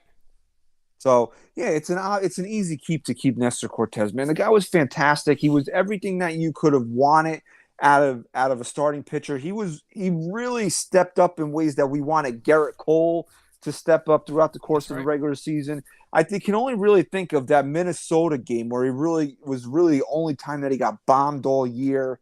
So I mean, there's really nothing more you can ask out of him. And now he should be built up enough that he could give the Yankees 200 innings this year. What we all know that injury was a little fugazi too. No doubt about it. When they were trying to pull his innings there late in the year. So I mean, there's nothing more positive than you can say about Nestor Cortes right now. Yeah, no, definitely. Nestor is a full keep for me, and you just got to cross your fingers and hope that he could be similar to the pitcher he was this year. And let's see. Okay, let's see here. See if we could find a good one. I want to ask if you have somebody on there because I really want to talk about him. But I'll wait to see. All right, so the Black Batman says 5% of you, and this is when it was probably at 5%. He goes, 5% of you are morons that didn't watch the Yankees this year. Well, okay, all right. Okay, well there you go. We'll take that. Now here we go. We got 4 players left. Okay, so we're past the halfway mark on this week's polls here, and for some reason, I told you this yesterday. This player did he finish? That's fucked up. Wow. No. So he didn't. The final player, I thought the numbers were the same, but they're inverted at the end. So the final player that we'll talk about got up there. This guy had the most votes by a few hundred out of any poll that we ran. And it's Isaiah Kiner Falefa. Okay. Fans were very passionate about getting their votes in on IKF here, and it was 89% dump on IKF. Yeah, I mean I feel him on that one. I think IKF needs to be gone and moved on. A lot of people keep say, well, maybe you put him at third base, or maybe you have him as a bench guy. You know what? Honestly, man, I think for the best interest of IKF and everybody involved, it's time he moves on. He has value to trade, no doubt about it. So it's not like you're trading him for pennies. You can move him and move on from him. And to carry over from what we discussed, we were going into earlier, is that if anybody really wants to be mad at anybody, I'll be the first one to tell you, I've went at IKF a lot all year. But in reality, when you really sit back and look at the bigger picture here, it's the Yankees' fault. It's not IKF's fault. IKF was a Gold Glove make third that baseman. point that you wanted to make earlier. That's exactly what I'm talking about right there, is that, the Yankees decided to move him off of where he was a Gold Glover and put him at shortstop, put all that pressure on him, and not call up their prospects and not get Carlos Correa or not get Seager or not get Simeon, not get none of these guys that kind of been there and doing it at that position. They just came out and said, hey, this guy's the greatest fielding shortstop in the history of the planet. We've greatly improved the left side of our defense. Some of the best defense you'll ever see. IKF's that guy. He's never played third base. Never played it. And like he doesn't have the arm for third base. It's a tougher throw from short than third. It's a tougher throw in the hole. So at the end of the day, when his arm is ranked below average at shortstop, it's ranked average at third. So you literally, your analytics fucked you in the ass, is what it did. You thinking that, he played the left side of the infield, right? He could play shortstop too. You guys wanted to do it with Matt Chapman too. You would have fucked up his season. You nutcases. How about put the guy at third base where he's supposed to be, and not put him at short, and then everybody like me and Christian and everybody, the network and Yankee fans, 89% of them want him gone. They put a target on this dude because we said he's not what you guys passed up on all this for this. The guy sucks. He sucks. And in reality, he's a halfway decent gamer. He's a ball player. He busted hard. You could tell he's upset. You could tell he's angry. He wants to be better. But the Yankees put him in a position to extremely fail. And they did, and he did, for what they wanted, what they promised. So, at the end of the day, yeah, you're right. Dump him. Get him far away from New York. I thought about this, right? And I'm saying to myself, I would keep IKF. I would really do it because I think that he has a role on this team. But then when I posted the poll, and I was sitting here thinking about it. I was thinking about it today knowing we were going to discuss this.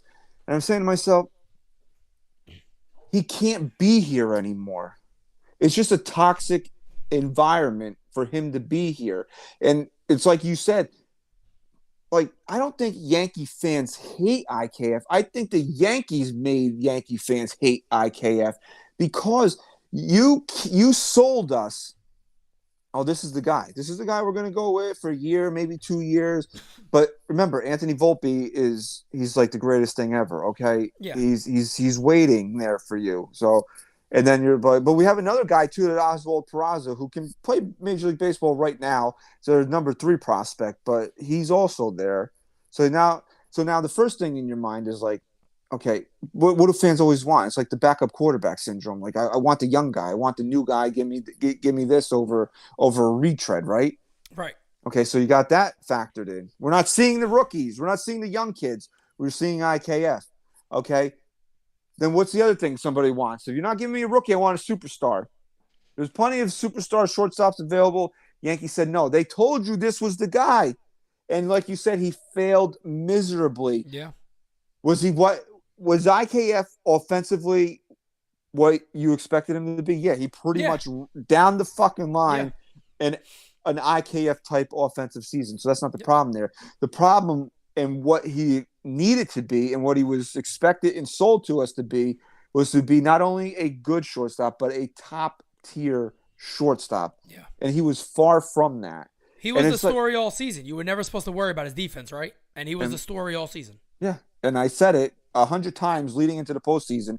He's going to fucking cost the Yankees at least a game in the postseason, and he did that. And it was just happened to the game that they got eliminated in. But yep, and I mean, that's the that's who unfortunately right now is running the show, because I don't see many other teams out there simply just saying, hey, let's take this third baseman and put him at second base. Let's take this shortstop and play him in center field. Corey Seager. Exactly, bro. Like, it goes back to what we were saying. Is like, are we really surprised that Brian Cashman pulled this shit with Judge when he did this with Jeter 10 years ago or whatever? Yeah. Are we really surprised that he stuck at third baseman or shortstop when they were rumored about getting Matt Chapman, and we're all like, yeah, Matt Chapman's a fucking great third base. You want to play him where? Yeah, exactly. Because you know what? The funny thing is, like, I always want to call him Troy Tulowitzki. God forgive me. I always want to call him but Trevor Story. Yeah. We're like, yeah, we need a fucking shortstop. Of course we want to get where do you want to play this guy? Exactly. They're like, oh, in the deadline, hey, we'll put him in center field. He can play center field for him. What are you doing? About? Like, how about you upgrade the position that they naturally play at? Again, you look at a guy like you just said, Corey Seager. Corey Seager has went on to Texas. And if this was next year and you take away that shift, Corey Seager is up there with the MVP candidates. I mean, he had, I think they released it. He had like 42 hits robbed from him, or 38, something like that.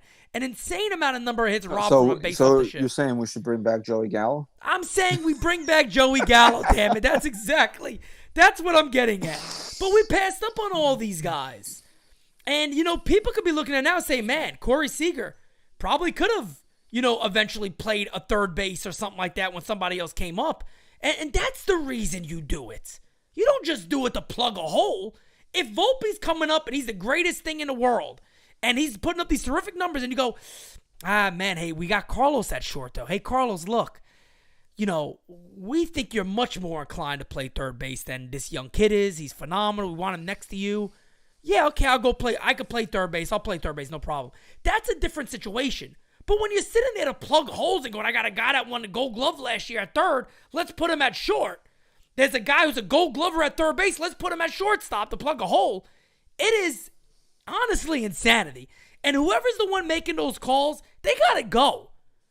Who's ever suggesting that in your ear, bro, look, man, you got to get out of here. It's time for you to go. I'm not losing my job because of you. I listen to you far too much. It's time for you to go. Yeah, Brian Cashman actually make an actual move. That's what I don't understand. It's like, it goes back to the whole showing the Red Sox highlights before Game 4. And it's like, somebody brought this to you and you thought it was okay? There was no problem. Boone said there's no problem with it. There was nothing And wrong then he with got it. fucking smart with K. Yes, thank you. He got fucking smart with K on it, and he didn't understand why that was a problem. That's the problem. That's the problem in and of itself is that you're the manager of the Yankees, and you don't understand why fans are mad that you're using the organization's greatest failure to fuel the current team. And here's my issue, right? And I mentioned this when K was on. This is the only reason why I went at the K show. Because I told you, ever since I called games, I got a different level of respect for a K. Because it's not easy to do. It's not easy to do what he does. I completely understand that. But here's my problem. You had the guy right there. When he defended it, they immediately then went, I forgot, I think they asked a question about Aaron Judge, Peter Rosenberg, the fucking fool he is. Immediately went over to talk about Judge. And I'm sitting there saying, I said, oh my God, he dropped the ball. All you had to say was, Aaron, hold on a second. But do you understand why the fans would sit there and go, whoa, what is this? Do you at least understand why the fans would hear you speak of this and think there's something wrong with this club? It's an easy question to answer. And zero, nothing at all. We didn't get anything from it. Got a super chat from Matt. He says, yo, my guys, who do you think Yanks get realistically? I think we could cover that kind of briefly at the end.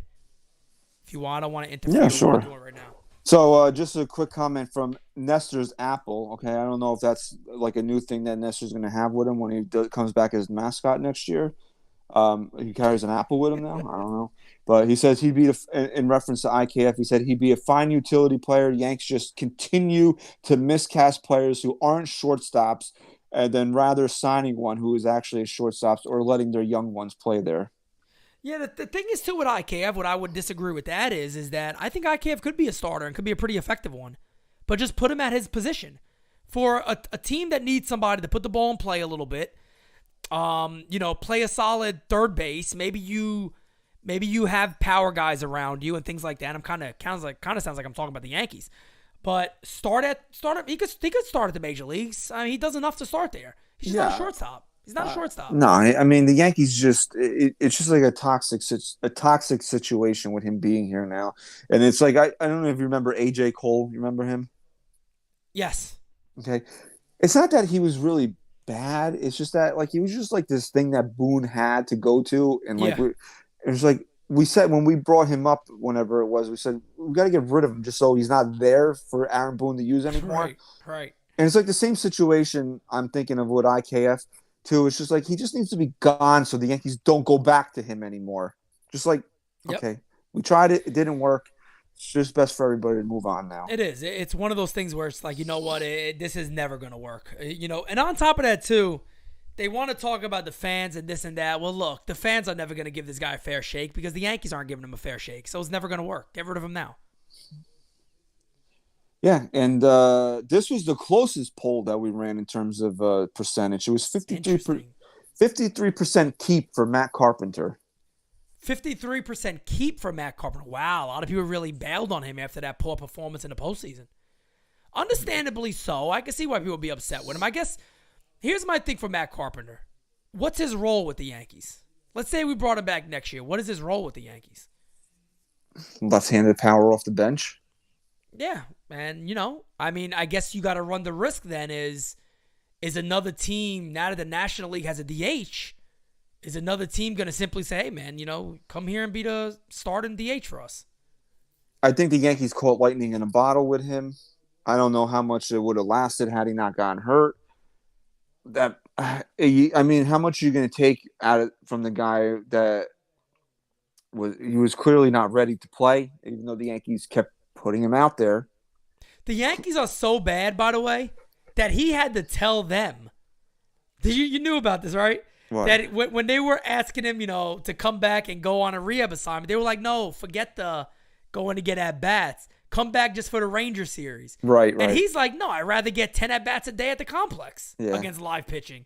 Why am I going to come back for? What are you guys doing? Like, do you guys not even know? Like, Boone, you played ball. You think that's fair? You want him for the postseason? And you want him to get 4 at-bats a day, maybe 3? And that's it? For 4 games? Honestly, like I see your point, but also I'm going to make a counterpoint here. Maybe he should have seen actual live pitching in a game situation. I don't know if it would have made a difference, Maybe. but you can't. I mean, simulating 10 at bats in Tampa as opposed to maybe getting 3 against guys that are trying to get you. I don't know, man. I just think it was. I just think it's the live pitching thing with timing, but it's yeah. I mean, I don't think there's a right. Honestly, I'll be honest with you. I don't think there's a right or wrong answer in this situation because the Yankees were pressed for time trying to get him back for the postseason, and once he had that first start, there should have just been no. You should have said no. We're good. Yeah, we're thankful and appreciative that you fought your way back, but you're like I don't want to use the word. You're useless to us right now. Well, that's the other issue, right? For the Yankees is what was the point then? You know, don't you guys have enough scouts out there or somebody go, hey guys, look, man, he shouldn't be playing. No, there's nobody out there that said, hey, look, he shouldn't be playing. You heard this, right? His bat speed was apparently exact. I believe it was bat speed is what they used, or a swing path or something. One of these things. Probably completely off. No. It was the same in Tampa as it was when he was hitting all those home runs. They looked at it like it was like the same, and that is what led them to believe that he was ready to come back. Okay. So the part that he couldn't plant his fucking foot, you guys didn't notice. That part you guys missed out on. That he couldn't put pressure on his front foot when he was trying to take a swing. It was so obvious. I saw it the first game. I tweeted it. I was like, he can't put pressure on his foot. It's obvious. I forget exactly what they used as the reasoning, but Boone said this, like his swing path or his swing it might have been his swing velocity or some shit that they came up with. It's like it was exactly the same as when he was running through his hot streak there. Boone is like fucking what's his name from the Ninja Turtles? Kang? The little alien that lives inside the robot's chest? Yeah, but Krang is a sentient, but he's a brain. This guy doesn't have one. He doesn't have one, but I think instead of a pacemaker, he actually has like a fucking robot inside his chest, and there's a little creature fucking running it. You know what it is? It's the monkeys with the symbols. Yes, that's all it is. That's all it is. Fucking jerk off. But for me, it's a dump on Matt Carpenter, man. Like honestly, I didn't answer mine. Yeah, to me, it's a dump too. And I like the guy, but it's a dump. It's a dump. I just don't, like you said, I don't know what his role here is, and did you catch lightning in a bottle? Yeah, and to me, I don't like bringing those guys back for a second year. If I saw if Stanton could always play left field and we knew it, and we're like, all right, we got an open spot for Carpenter to get in there often, I might be like, you know what, lefty bad, even if the average drops a lot, he's still gonna pop a couple of homers. Could be a good option. If he's ever bad, you release him. But I think people might get shocked. He might get a 2-year deal with the National League club. Yeah, let him go. I'm not looking at that at keeping him around. So it's a dump for me. I'll dump him. Matty Dip says he'll be available for pennies on the dollar. It's worth it. Low risk, high reward. I don't know about that one. Pennies? Well, I'm honestly real quick. Like, what's a realistic contract you could see him getting? I'm trying to see if I can make a comparison maybe to somebody just off the top of my head. I mean, I wouldn't be shocked he gets a $10+ million on a 1-year deal. I'm not touching him at that. I think he will. I mean, look at his numbers. How do you deny that? What do you sit back and go, hey, give me $500,000?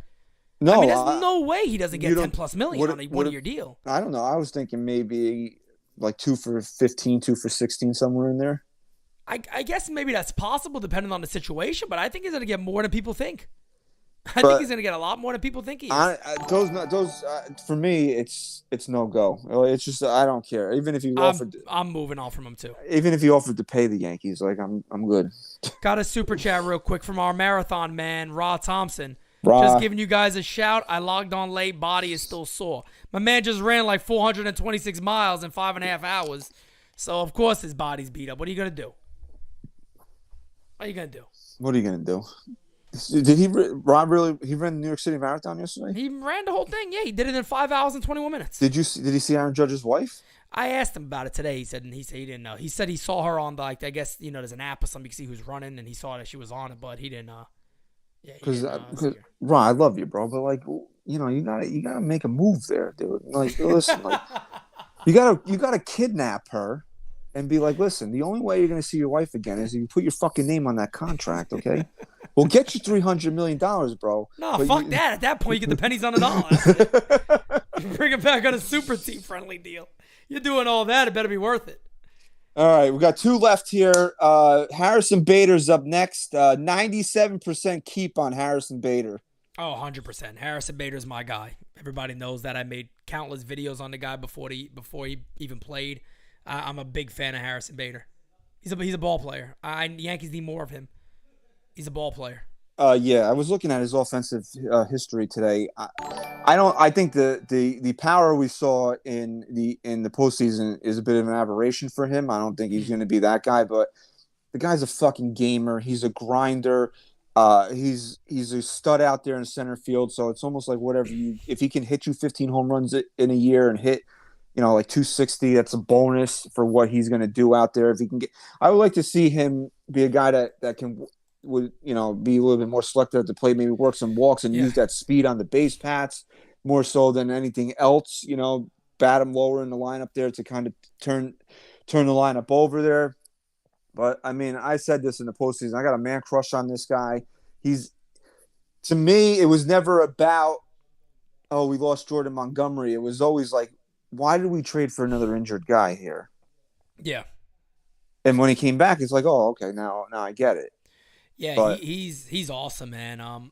I knew a little about him before the trade happened, but I got a couple of friends who follow the Cardinals very closely, and they were like, hey, man, look, apparently the whole plantar fasciitis thing wasn't as bad as some people made it out to be, and they were like, when he's on the field, like, you're going to notice, like, it's easy to tell somebody he's a great outfielder, you're going to see it, but they were like flat out, no, when you actually watch him, and when there's a deep fly ball smack, and I go, shit, and Bader's underneath it, and he's not running to catch it, he's already there waiting for it, it's like, that's when you're going to see how good he is. And right on cue, we got a super chat from Ramon. He says, been watching Pete since 2018 before breaking the Big G deal. Okay, I had it first, all right, okay? I had it first. Started listening to NYYST in 2019. Was super shocked when the merger happened. Love you, brothers. NYYNewsTV to the moon. Yankees Thanks, get bro. it together.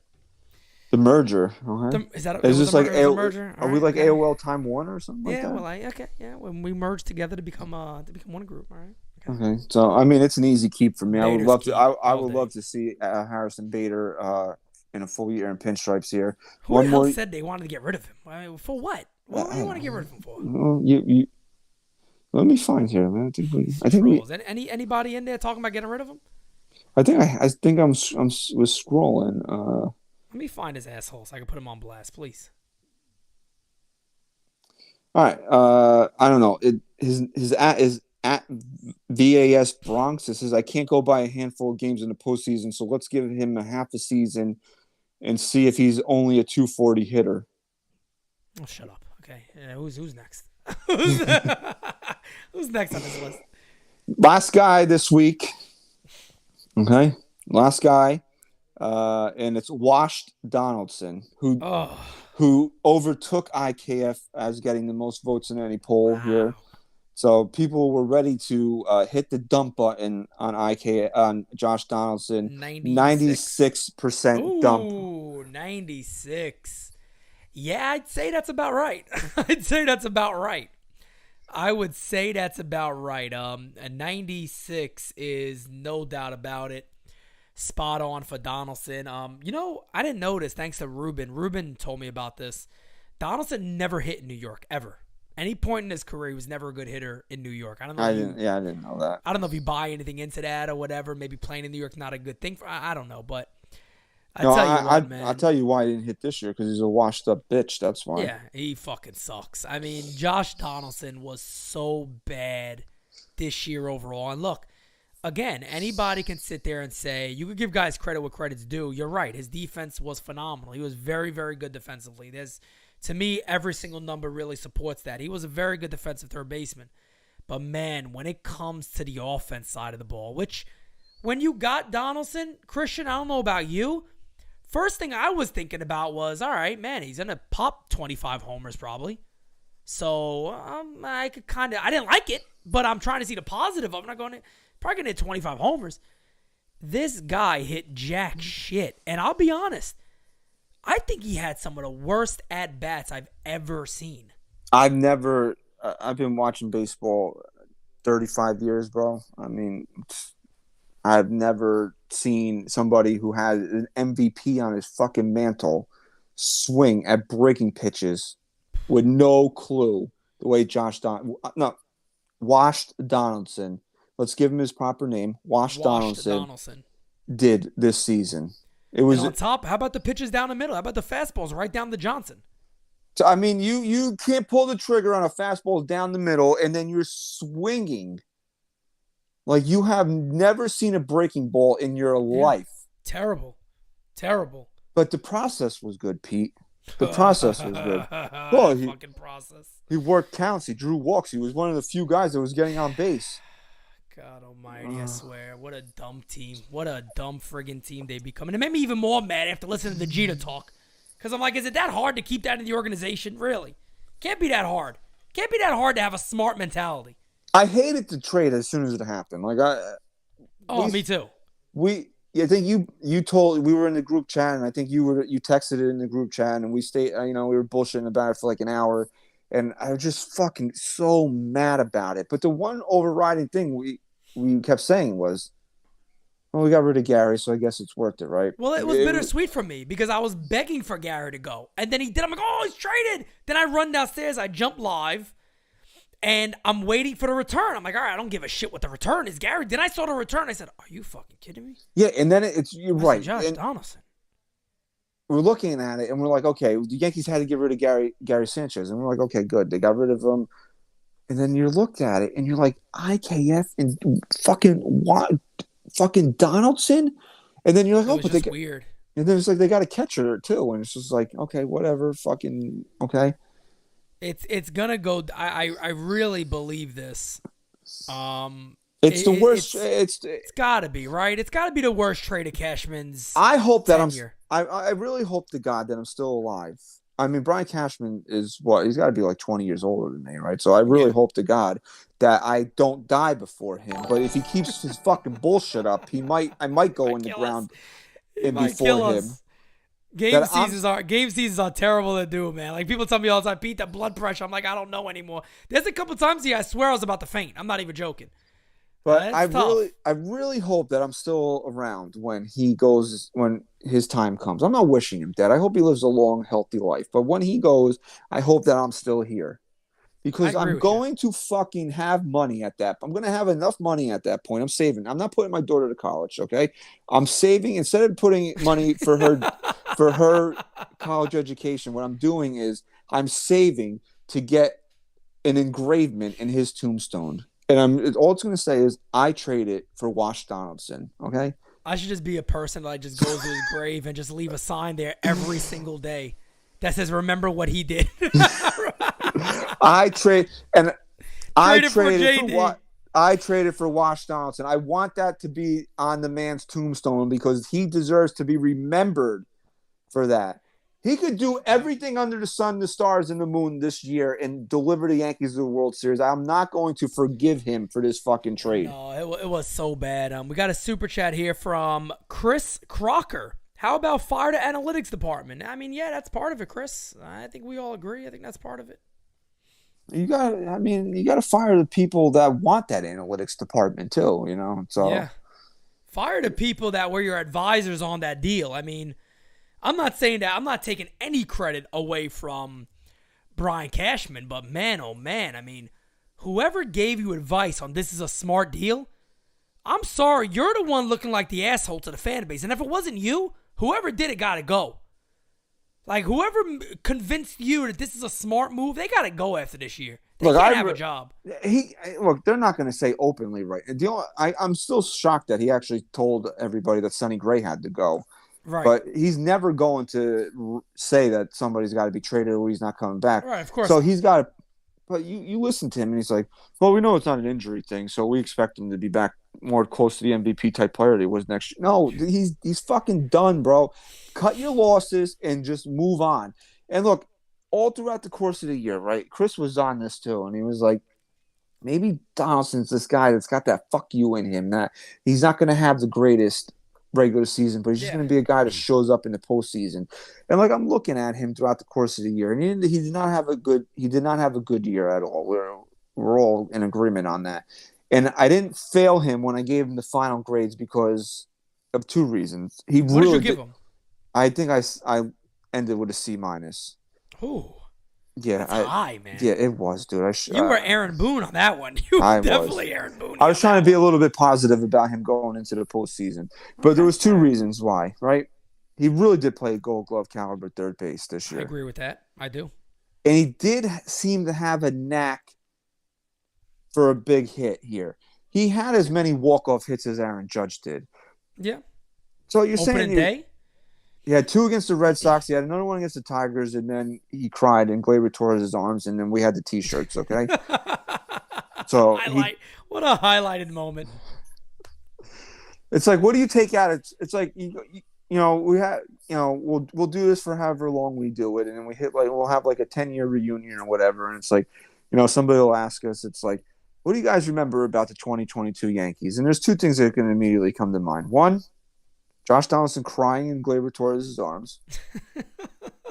And Aaron Hicks looking like fucking Charlie Brown with the baseball stand right behind them. So those are the 2 things that we'll remember from this season. Is Aaron Hicks coming up on a list, by the way? Yeah, he'll be on next week. And Montas? Yes, he'll be so there that next Montas week. is the one I really wanted to discuss, but I'm not going to discuss it here. So I'll let you guys discuss that. But that's definitely one I'm very interested in seeing what Montas' numbers overall are. Yeah, that's so gonna be intriguing. It's a clear dump on Wash Donaldson, man. 100%. And it's whatever just you got to do. This guy cannot come back this year, and it's just like, and it's not. And to me, you know what? I don't look at a lot of this stuff a lot of the time, but it's all the other shit with him too.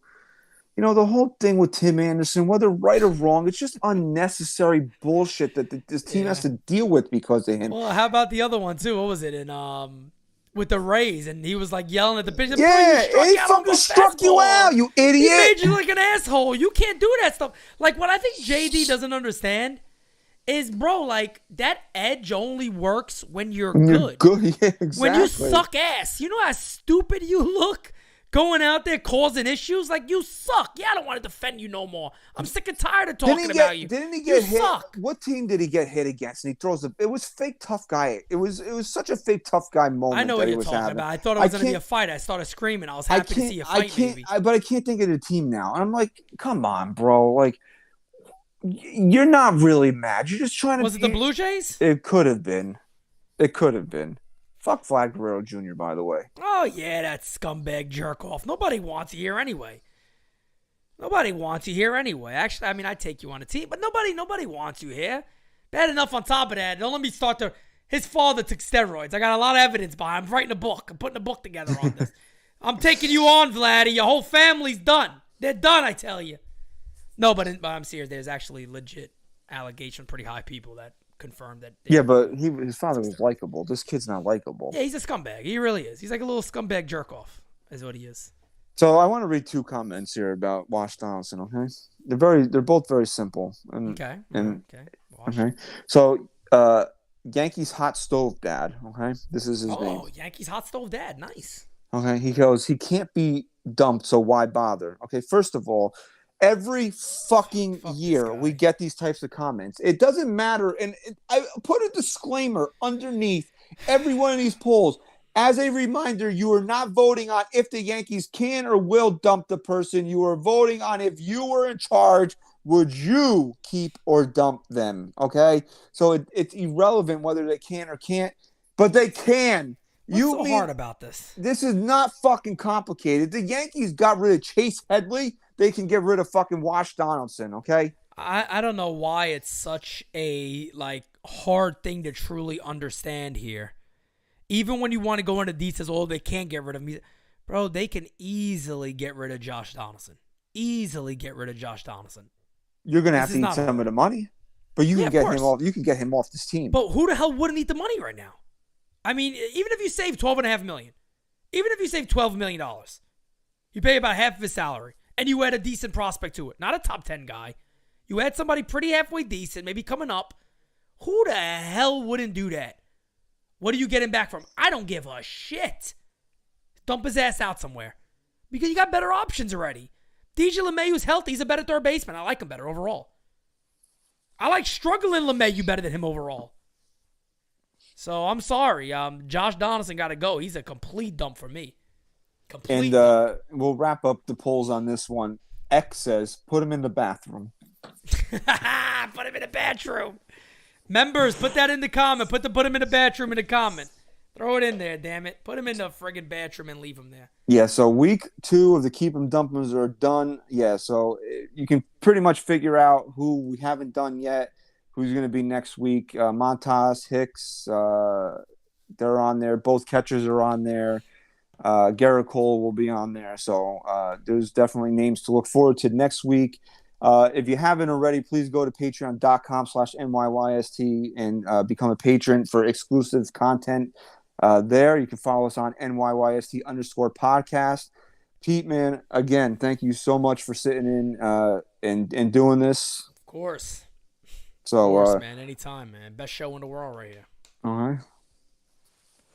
So, I'm not just saying that because I'm joining instead of Chris. I like Chris. I like when you and Chris are on. I still think it's the best show in the world right there when you and Chris are on. Thank you, brother. Appreciate it. So, the Yankees had Run It Back Friday, and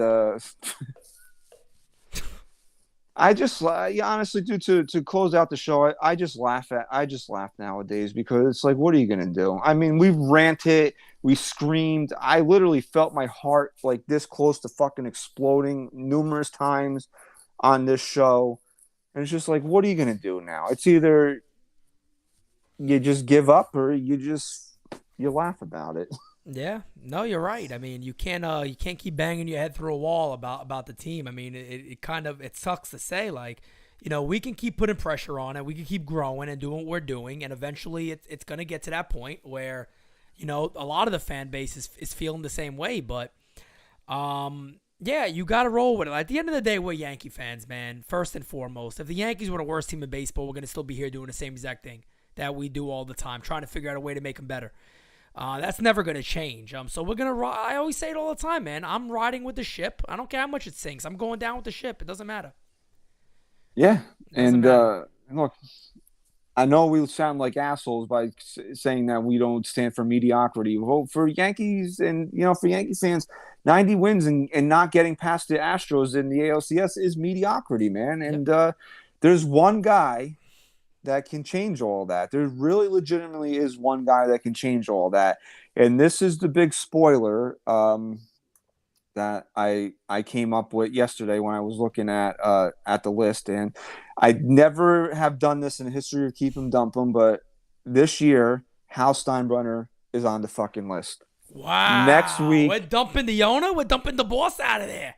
Well, little Stein? We will talk about, that's the big spoiler, Hal Steinbrenner will be on the list next week. Keep 'em, dump 'em. What will we say about it? You'll have to tune in next week to the NYYST podcast.